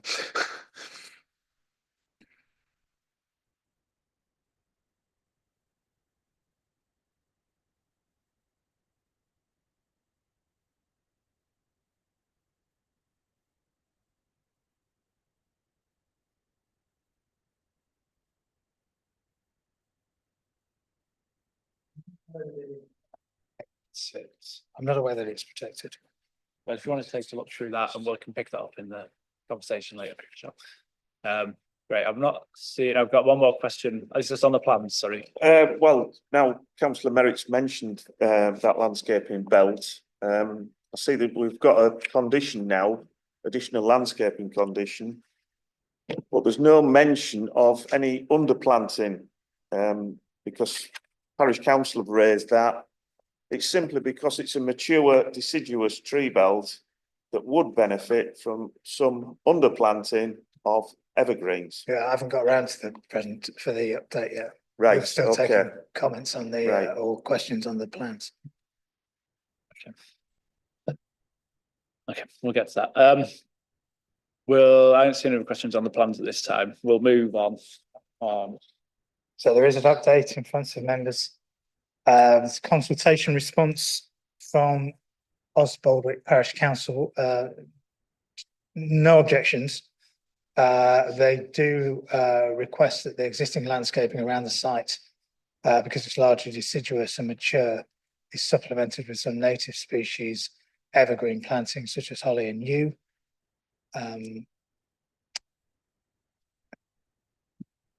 There's some alterations to the conditions. Condition 6 is proposed to be deleted.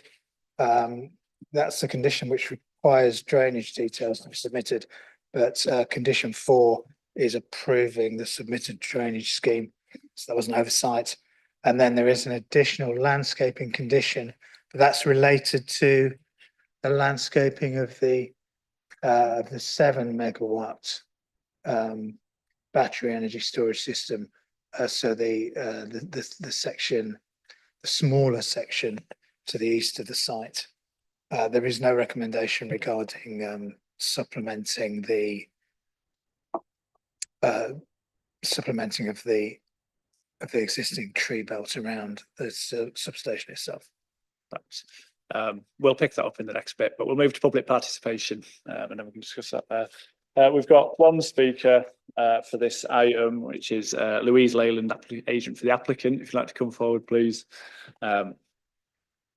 You've heard it already tonight, but you've got 3 minutes if you just make sure the microphone button is showing, and start when you're ready. Thank you, Chair. I'm the agent for the application, and I also dealt with the previous application that was approved in 2020 for a very similar development on the site. As you've heard, the majority of the development is adjacent to the existing substation and is well screened by existing vegetation from public views, with a smaller compound to the east. The larger proposed compound is essentially the same development that the council approved 5 years ago, but cannot be progressed due to delays on the grid network, which have now been resolved.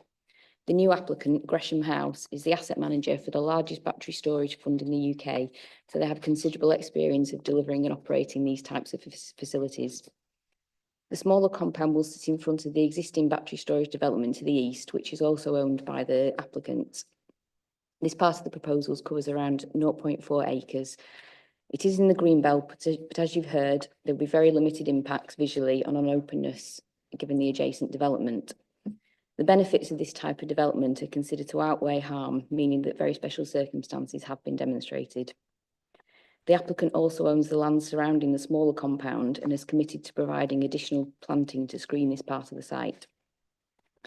There have been no objections from any statutory consultees, and I believe that the only public letter was only one letter was received, which was in support of the development. In terms of the benefits of this type of development, this facility is essential to providing future security and resilience to the UK's grid and helping us to facilitate the move to low carbon and to meet our Clean Power 2030 targets. Battery storage ensures that energy can be stored for when it is most needed, which is particularly important as more renewable energy systems come online. This helps repatriate our energy, reducing our dependence on natural gas and vulnerability to the type of price shocks that we've witnessed in recent years. Ultimately, this type of development will reduce the amount of new energy producing infrastructure that's needed and ensure that what we do have is made the best use of. Thank you. Great, thank you. Does anyone have any questions? Yeah, Councillor Waters, please. Thank you, Chair. Can you confirm what colour these containers will be? Not so much on the larger site, but on the smaller one, where in theory they're up against containers that should be dark matte green.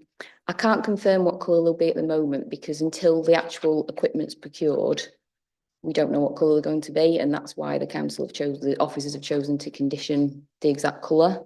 I don't know the reason that on the other site, they went from being dark green to white. To be honest, I've dealt with an awful lot of these types of applications, and most containers are a sort of pale grey or white colour, and that's mainly to do with the heating properties and that white's the best colour for keeping the units cool. Yeah, well, we went through all this some years back, Mhm. but it was settled upon that they were going to be painted matte dark green. I mean, as so the applicants that are now progressing with the development in front of you today they've only acquired that site, the site to the north of the smaller compound fairly recently. So I'm afraid I don't know what went on in terms of the colour changing for that scheme. But I mean, I suppose my view would be that if those containers that are there at the moment are a pale colour, it would seem odd to then put a different colour adjacent to it. I understand what you're saying, that wasn't the intention originally. as far as I understand it, they're awaiting being painted dark green. Okay. A question as regards the landscaping of that smaller site, bearing in mind there hasn't been any up to press.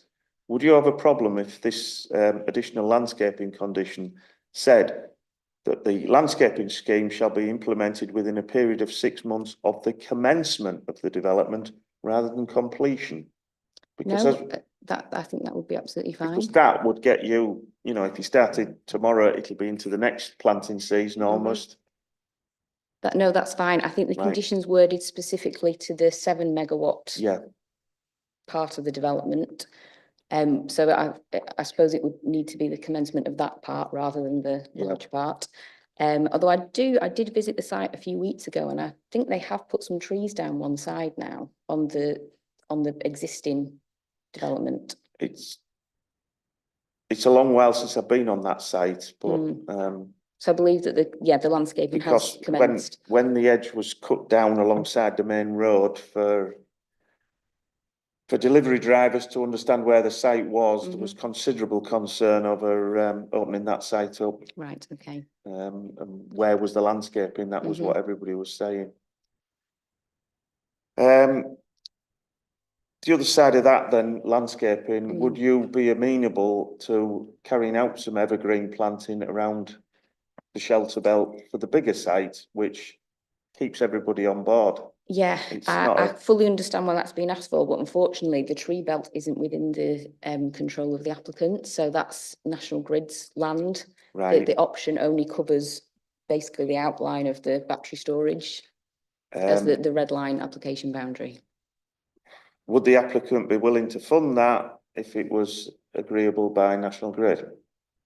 I'm afraid I don't think I can answer that. I don't know how that would then be linked to this permission if it's outside of their control. Right. We'll bring that up. Okay. Thank you. Okay, thanks. That's helpful. Any other questions at this time? No, I'm not seeing anything, so thanks for your time. Thank you. If you want to take a seat again. Move into any further questions for the officer. Not seeing, I think it was worth clarity around that one, just to confirm. Obviously, the question there was previously around the condition for the tree belt and protection for it, but our advice is that that's outside of the red line boundaries. So is that right, that we wouldn't be able to condition that? We wouldn't be able to condition works outside of the red line, which aren't in the control of the applicant. We wouldn't be able to condition works to land outside of the site, which weren't in control of the applicant for something such as this. You can't see it on the screen. You have to take my word for it. The red line is drawn very tightly to the smaller 7 megawatt site, and any landscaping required secured by the proposed additional condition would be outside of the red line. But crucially, the applicant is showing that the rest of that field is within their control, which is why that's a reasonable condition to place on that smaller site. Thank you. Councillor Wars. As Councillor Merritt very quickly realised, the shelter belt is crucial to the acceptability of the larger site, certainly in visual terms, and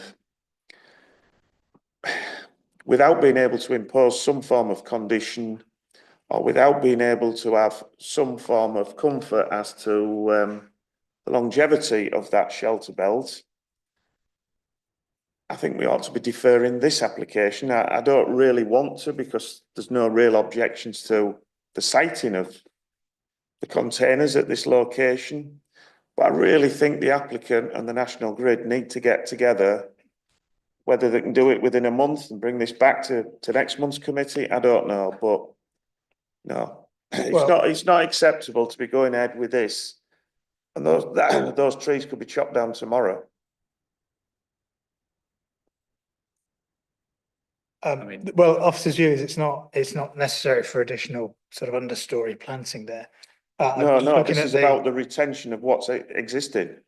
Yeah. And as Councillor Merritt, that's outside of there's nothing in the drawings which puts that land at risk. It's outside of the applicant's control. It's not within the application site. I fully understand that, but it is naive to think that they're not working together with National Grid. And I'm sure if we asked for some form of reassurance from National Grid as to the maintenance of that shelter belt, it would be forthcoming. But it'd be very remiss to grant planning permission without some assurance. I mean, I think we're going to have to take the application as it stands. I mean, personally, for me, we see a lot of applications where we assume that there's already a boundary position in place and we haven't asked for that to be conditioned. You know, you look at lots of sites where there's currently some kind of obstacle that could be removed through without planning around the outside, and we don't have to always seek for it to be secured. I don't see why they'd go out of their way to do that in many ways. So for me, I'm still comfortable with progressing, but I mean, that's for you to weigh in the balance, essentially. I would say. Councillor Merritt. I'm sympathetic to this application. It's obviously in the right place relative to the substation, and it's needed. But I do have the same qualms as Councillor Waters. I mean, I wouldn't have thought it's necessarily that difficult for the applicant to get some sort of undertaking from the adjacent landowner that would satisfy us without having it actually as a condition. No, there's no planning undertaking that can be imposed on the third party.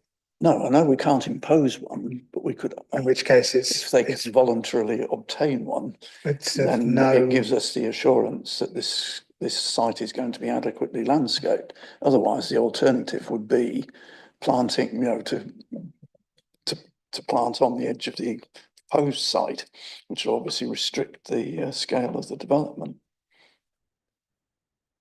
I think the point you're going to make is that we wouldn't have grounds, essentially, to. Well, I can't foresee any way of.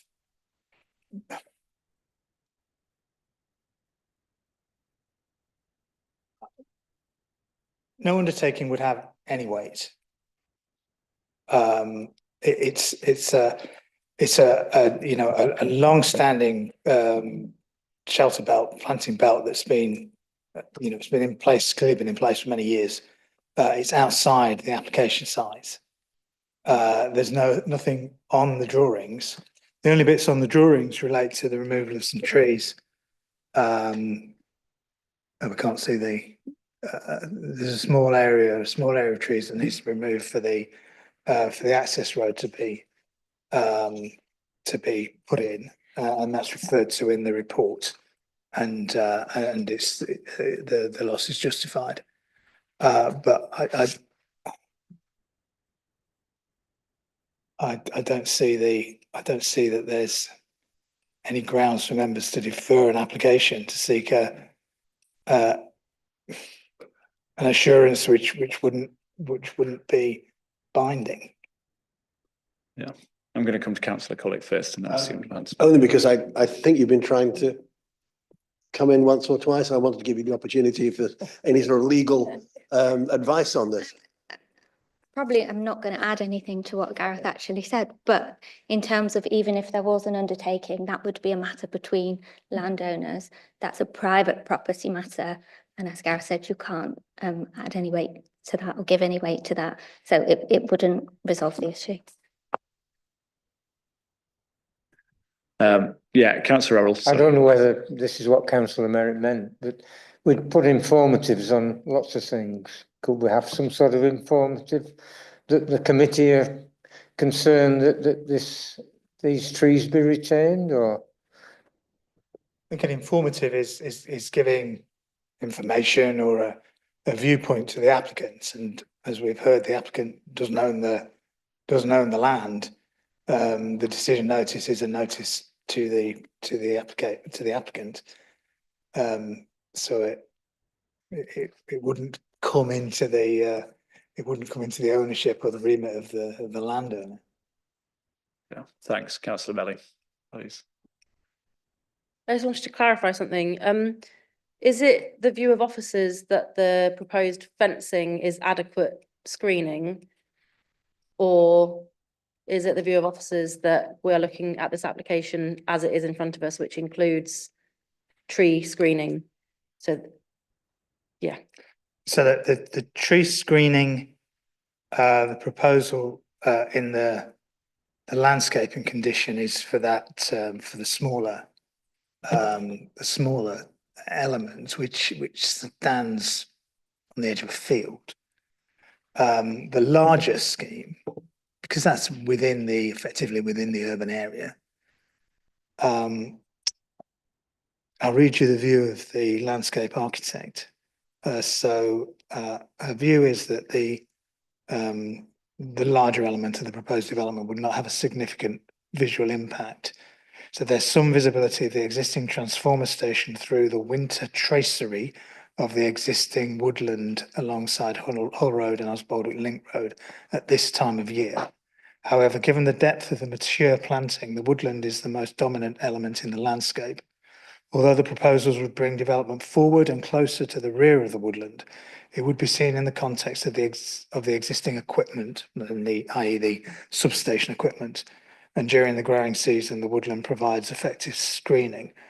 The proposed solid acoustic panel fence would partially screen the equipment behind it, but would also present a more solid form behind the trees. There's currently a small sense of space beyond the woodland. It's the woodland itself that is the most prominent value. Thanks. So I've got Councillor Fenton, I'll come to you, Councillor Ross. So I appreciate what's been said around the woodland being in separate ownership, but could we not, without specifying how or through what route, the applicant must ensure that there is a appropriate landscaped belts providing screening for the site. We're not saying they must ensure that the woodland that is not in their ownership should remain as it is, because obviously that would be unreasonable. But could we not impose a requirement without necessarily requiring it to be discharged via a particular method or something?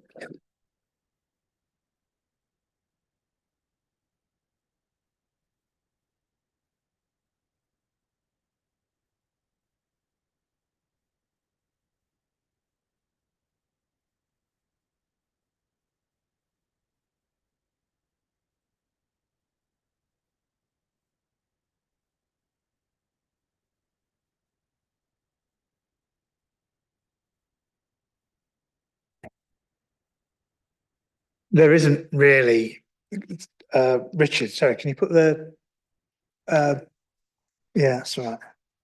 So do I.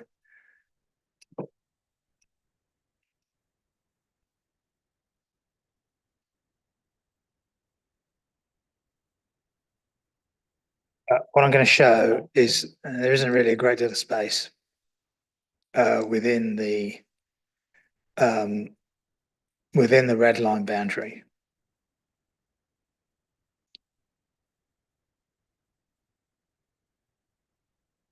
For any meaningful planting, and of course that is also behind the solid fence. So the red line is the red line, so that's the boundary of the site. And then the dotted line is the well, there's an acoustic fence along there, so that's a solid fence. So low level planting you wouldn't see anyway. And then on this side is the security fence, which is a mesh fence. So there isn't really a great deal of space for additional planting. Yeah. But as I say, there's no, it's not within the control of that, the larger area of the woodland belt is not in the control of the applicant. So no condition is going to have any bearing on that piece of woodland. Yeah, and we're unaware of it being under threat or proposal to be removed. It's not on the radar. Yeah. Okay, I'm going to come to Councillor Waters and I've got Councillor Cullick. Thank you, Chair. I was going to refer Gareth to those paragraphs that you've read out. But it is the opinion of the council that is, for visual amenity purposes, crucial, that woodland belt, and yet we can't seem as though we can come up with any form of wording to protect it within this application. So I would actually just go back to the applicant again and ask if they would be willing to work with the National Grid to come up with something. Because if you look at paragraph 3.13, there's got to be some form of BNG with this application. And as the ecology officer states, no development can be lawfully commenced until this condition is satisfied. So surely getting some form of agreement with National Grid to do a little bit of evergreen underplanting and maintaining perpetuity of this development, that shelter belt, would benefit yourselves with satisfying BNG. Well, you can't touch that. Well, yeah. Look, any BNG requirements have to be in control of the applicant. Yeah. Either provided on site or good credits. The purchasing of off-site credits. They can't rely on adjacent land outside of their control, as far as I'm aware. The issue about the issue about sites being within the setting of adjacent land comes up all the time. We don't require in circumstances where there might be a piece of open space or something like that. We don't seek to control that type of land. We refer to it in terms of its value at the time we're making the decision. If that, yeah, I'm not quite sure I can go any further in terms of this. You can't put a condition on. An informative is worthless, as would be some form of agreement between the applicants and the landowner. Yeah. Okay. I mean, I think the advice on this is clear. So unless there's anything specific that goes beyond what the advice that we've been given is, then I don't really think we need to ask any more questions on this. But if it's specific, well, I'm just going to test this a little bit. If we can't take the boundary planting into account, then presumably we should discount it for the purposes of considering this application and pretend it's not there. Is this an acceptable development with no protection? I don't think that's how we've ever used this precedent on any application before, though. But I'm just on Gareth's last point. In some places, we have insisted on boundary conditions. Some of the previous developments we've done on the edge of the green belt, we put quite strong conditions about boundary planting to in effect shield the impact of the development on the green belt. Yeah. I don't disagree with that. It's horses for courses. We haven't suggested landscaping around the edge because we don't think it's necessary because of the tree belts. But we seem to be going to the nth degree, getting to a point where you know, it's almost a Netherland. In Netherland, we wouldn't be granting permission for anything, just in case something that happens that's outside of our control on adjacent land. I don't see how we can. I don't see how it's an issue that we can cover. Yeah. Is this? I'm loath to have further discussion where it's just going around in circles in terms of what's been discussed already, unless it's going to provide anything different to what the officers have already advised. It's down to your judgment in the next stage, I think. I'm just going to say how disappointing it is when this scheme has actually got support and it's not contentious, that we seem to be making it contentious. Yeah. The whole thing is bizarre to me because now, as Councillor Merritt has quite rightfully pointed out, if we discount the fact that it's screened by landscaping that we seemingly can't protect and could be chopped down tomorrow, then we need to be looking at saying, well, there isn't an acceptable landscaping plan with this scheme. They're going to have to remove some of the container units to put landscaping that, in theory, needs to go in because we have to discount what's already there. Just bizarre. And I'm sure because of the applicant and the landowner could quite easily work together and come up with something that gave us the comfort to just pass this. It's ridiculous. Sorry, you had your hand up before, Councillor Cully. Do you want to come in?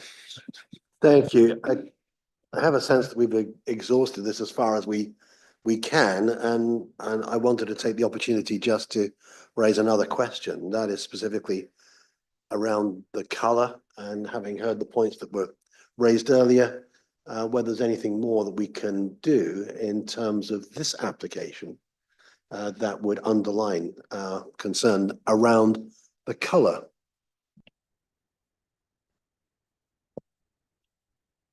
Are members concerned about the colour? It's been raised in members. It's if members wish to condition the colour, then that's up to them. I don't think it's covered in the schedule of conditions.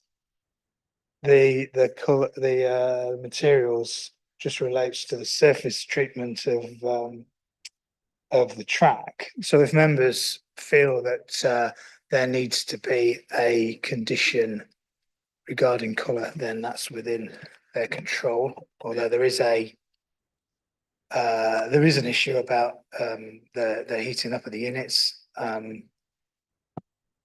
we haven't been, I don't think we've been provided any information that says that's compelling in this particular case. Can you, do you want to outline specifically what it is you'd be looking for? Can you confirm, Gareth, that the development under construction at the moment is still required for the finished units to be painted dark matte green? My memory. Well, my recollection. My memory is not that good. My recollection, looking on the planning file, was that was how it was passed and conditioned. Right. They then came back and wished to appeal that, and the council stood up to it and said, no, they have to be painted matte dark green. Now, if it's the case that we can't, if it's the case that we don't have any comfort that the existing shelter belt will cover the large part of the development, then all of those units currently under consideration today should similarly be conditioned as matte dark green.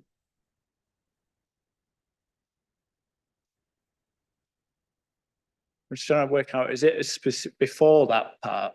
It's just the specific area where they've already done some, where it would be to match that colour. Although there is alternatively the option to do the whole space as matte Yes, dark green. Without a shadow of a doubt, the smaller site should be matte dark green. But again, if we can't get any comfort as to the existing screening and the shelter belt, then all of the units under consideration today will need to be matte dark green. Okay, Councillor Collick, sorry, you want to come in? My recollection is the same as that of Councillor Waters, and I wouldn't disagree with what he's saying. Okay, fine. The only thing I'd mention in terms of the larger sites is that's within the It's not in the green belt, within the urban area. Look at the photograph on screen, and you look at the industrial development further north. You'd have to consider whether you would want to, whether you felt that was necessary and met the other tests of reasonableness for conditions, as you do with every condition. Not saying it's not, I'm just saying that's what you have to do. It's something we try and impose on communications cabinets in the ward. Yeah. Okay. Understood. Okay. Does anyone have any? I think we're still technically in questions, but I think we're broadly in discussion at this point, to be honest. Does anyone have any other specific questions to the officers at this stage in terms of what you'd like to see? This additional landscaping condition, as you heard, the applicant is quite happy for it. The scheme shall be implemented within a period of 6 months of the commencement of the development. Now that would solve the problem that we've got with the site that's under construction, whereby it's been wide open off a main road. Everybody's been seeing it, saying, what's going on there? The landscaping could have gone in the first winter. Yeah. And it's not, in terms of a development like this, it's not a great expense. Yeah. Okay. I mean, I think you flagged that one and it was highlighted before down here, I've noticed. So I think that one's, I assume the committee is happy to support that, considering the agent said that they're happy to it. So I think we can assume that we'd add that to the. Well, I think that's for your debate. Well, Not a question. yeah, sorry. I think we're in a blurred line, but I haven't seen any questions. So for debate wise, I'm happy to propose that we'd amend the condition to make it within 6 months of commencement, and it looks like that's supported. So I'm happy to make that change. Debate wise, I want to ask in terms of colour scheme. So this is based on it being debating the officer recommendation as it stands, not any other options at this time. If it was to be as it's proposed at the moment, would we want to add the condition in terms of colour for matte dark green to all cabinets, or is that specifically across just a small site? I'm looking for any strong views on this. Obviously, I imagine yourself would like it to be all of them as it stands. So does anyone have a view on that? Yeah, Councillor Fenton. I was just thinking back to the applicant's comment around the sort of performance of the unit and how a darker colour might impede its performance or worst case safety in terms of absorbing heat rather than reflecting it. So I personally wouldn't feel comfortable imposing a condition that I, from a scientific perspective, wouldn't sure of its implications. Yeah. Okay, Councillor Belly. I think the matte nature of it as well, in terms of not being reflective as well as the colour. Yeah. At the moment, it's conditioned as it stands, which is that it still comes through as per materiality. Is that right? That's what the agent said. Is that there'd be still details to be submitted to the authority, or is it not? I'm not aware of that. Oh, okay. I think the condition regarding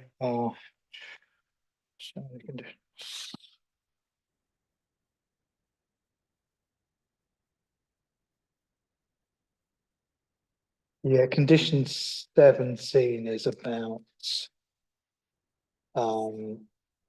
the materials to be used for the construction of the track. Right. Okay. No mention. I didn't think so. Okay.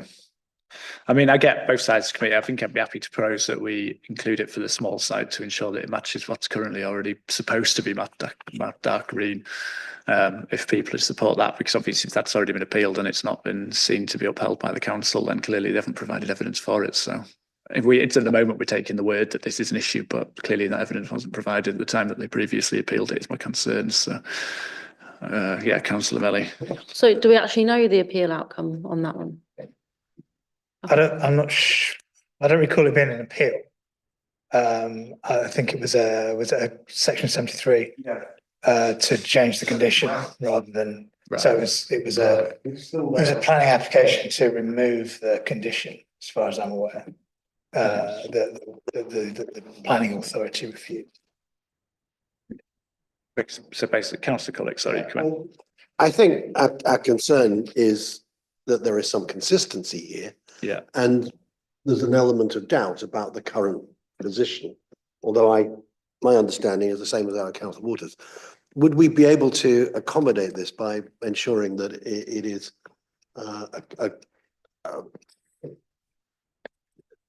agreed by officers or somehow that we can ensure that there is consistency rather than finishing up where we've got effectively, possibly, different colours in these units? Scheme to be agreed. If you, yes.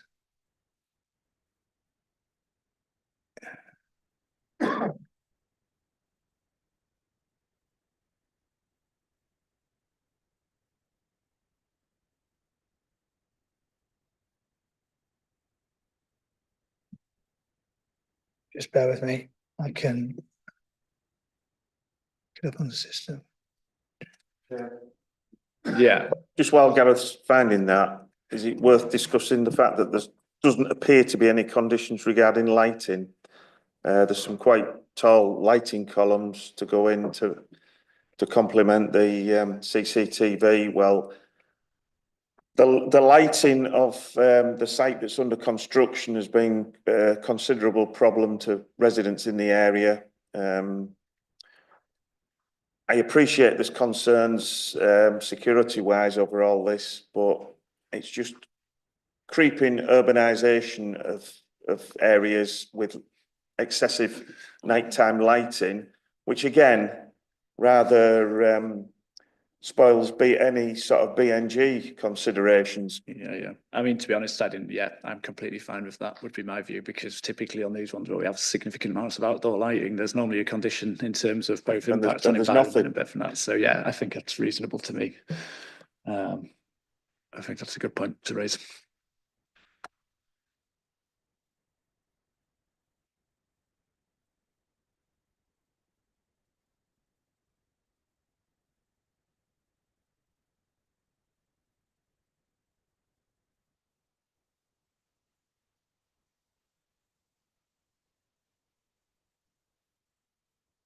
So if the original planning permission for the land to the north of the smaller site was for the containers to be coloured matte dark green. And then there was a variation of that condition that was refused in 2022.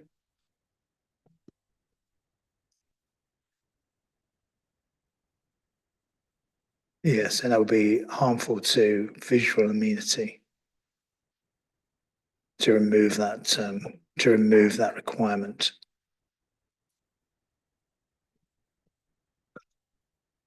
Thanks. What's that? Well, there isn't a specific question at the moment. Essentially, at the moment, the proposal is that it would be uniform. So essentially that the small site would be in matte dark green, but the new site would be as is. Although we can ask that was still information details were provided for approval to officers, would be a reasonable thing, I would say, in my view. Councillor Waters, sorry. And you have to understand what a crucial condition and what a crucial argument this is, should you be presented with acres and acres of similar applications coming forward. You need to get some consistency with this, and as you need to get some consistency with landscaping schemes when they actually start, because these are alien structures within the green belt. And for any applicants to try and improve very special circumstances and to be putting something in that is essentially the colour of these walls is unacceptable. Yeah. I think the reasonable one to me on consideration is that we ask that they provide details before they submit and before they actually build them, in terms of they provide the detail of what colours they're proposing to officers, because at the moment there isn't any control on that. And I think if we ask for that, then that's down for officers to decide whether it affects the impact suitably. We could, I think, with us just to say it has to be, I don't think I'm comfortable saying it has to be matte dark green across the entire site. So I think the easy way to do it would be to do that, but I'm open to considering a discussion on that, basically. Chair, Yeah, I think we Councillor need a bit more certainty. But would you like to do it for the whole site? Because I think for the whole site it seems unreasonable, but do you also want to condition that the other ones, the larger site also has, it needs to be submitted to the planning officers for consideration? Is it two-part? I think that's the thing that I'm looking for certainty on essentially. Yeah, Councillor Waters. Well, again, I'm cognizant of the fact that it's other people's money and it may well affect the thermal performance of these units. And I can't get round just saying that I think we ought to be deferring this for a month to get some certainty on the screening and the landscaping. And let's have National Grid and the applicant come back in a month's time when we can all quite happily approve this, because there's no problem with the application going where it is. It's just a matter of how it's hidden. And if you want to try and get people on board with these things, we've really got to try a bit harder, I think. Okay. Now, I'd love to ask the applicant back to say that. Now, whether she nods or not, I don't know.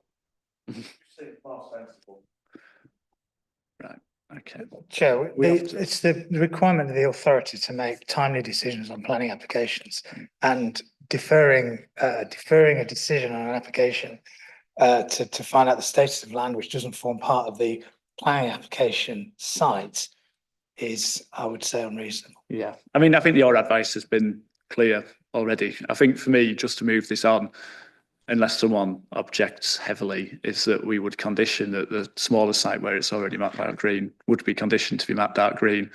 Wider site conditioned to be that they need to provide details to the officers for approval. If they want to do anything beyond what they're already doing, that's fine for me. And otherwise, just to put it forward for me, we have had applications that have relied on other fields with field boundaries that reach the point of the line of sight before the site that's the application, and we don't have to protect whether that hedge is going to retain in the future. We just make an assumption that a field boundary hedge retains or whatever it is. So I don't feel strongly about this, and I'm happy to support it in that sense, but that's for yourselves. You've been given clear advice from officers that you can't ask for the thing that you're trying to ask for, and you've got to consider it as it stands in front of you today, would be where I would stand on this, but that's for me. Councillor Melly. If that's you proposing that, then I'll second it. And if that's not you proposing that, then I'll propose it. Thanks. That was me proposing it, so I'll take it as a second. Councillor Fenton, before we move.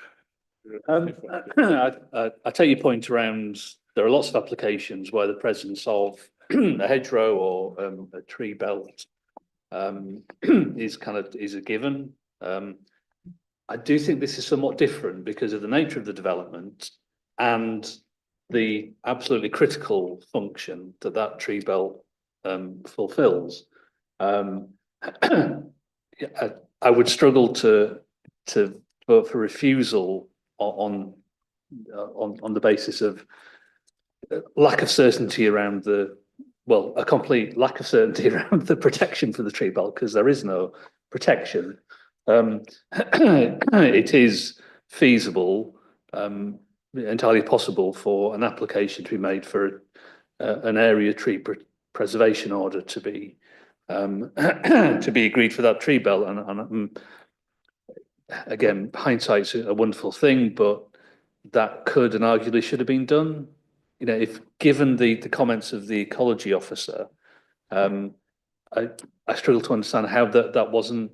I've just been on York Map and I've seen pull up, tree preservation order. There's nothing. So I'd really like to see that done as a matter of urgency. I appreciate we can't require the applicant to do that, but anyone can request an area TPO on any tree or any area of woodland. So somebody needs to do that in a hurry to provide to provide the assurance. At the moment, we're having to cross our fingers and hope that it doesn't get all chopped down. I think that's a fair point. I guess the only question is, Gareth, are we able, without someone actually in the public making that request, is that something we can take away too? I'm happy for you to write to the. That's fine. I will write on behalf of the committee to for a TPO. I think that's a good suggestion. Councillor Cullick, sorry, you wanted to come in. Thank you, Chair. Are we also able to include a condition with regard to a lighting scheme to be approved? Yes. I've kind of losing track of things here. We've got that condition in terms of the lighting. Can we, I don't check, is there, we've got the condition around the colour finish of the containers in terms of the smaller scheme being matte dark green and details for approval for the wider scheme to officers. Is there anything else that we've discussed here that's not included there? Councillor Waters. And the landscaping scheme will state it'll be implemented within a period of 6 months of the commencement. Yeah, you're right. Yeah. If you are going to apply on behalf of the committee for a TPO for that area, and you provide us all with a copy, you can sign it from all of us. I'll be quite happy to vote on this then. Thanks. Councillor Cullick. I'm not going to raise any other issues except to say, I'm sure I speak for all of us. It's been said many times how much we welcome this and recognise the importance, the value, the urgency as we face the climate crisis and as we move to a more renewable form of energy and sustainable energy. So all our concerns around these other points have to be set in that context, and I'll be more than happy to support this. Right, thank you. Okay. I'm going to need a proposer and a second still to actually move to the vote as it stands, aren't I? Because we've just been discussing everything else. Oh, is that specifically for that condition? All right, yeah, we'll take that. We'll take it as is. Okay, can you take us through as it is? So it is recommended that permission be granted, subject to the conditions on page 96 onwards, with the following amendments. So that's the deletion of condition 6, the additional landscaping condition that was recommended, but with an amendment to substitute the word completion with the word commencement. There is an additional condition that the smaller area of battery storage containers would be coloured matte dark green. There is a condition for a lighting scheme, notwithstanding the details on the already submitted with the application. There is a colour finish, a condition for the colour finish for the battery storage containers on the larger site to be submitted and approved in writing by the local planning authority. Right, thank you. Okay, can I see all those who are for the recommendation? Oh, sorry, was that a... Just in terms of the conditions regarding lighting, will that be taking into account the city's aspirations to become this dark sky compliant city? I'm thinking more in terms of reactive lighting rather than lighting that's on all night for the sake of it. It is quite difficult once conditions are passed to actually get any compliance or interest off businesses. Mm-hmm. I think we'll have.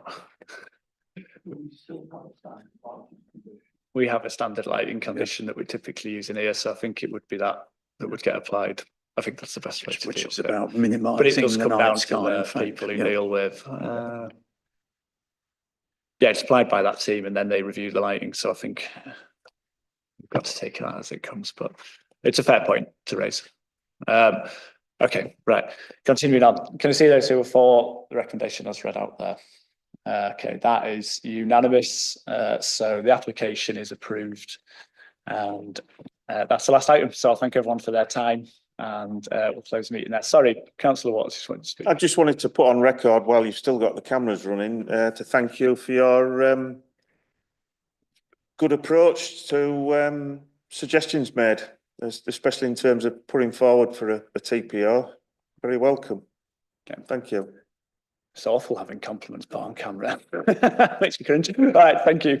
Cheers.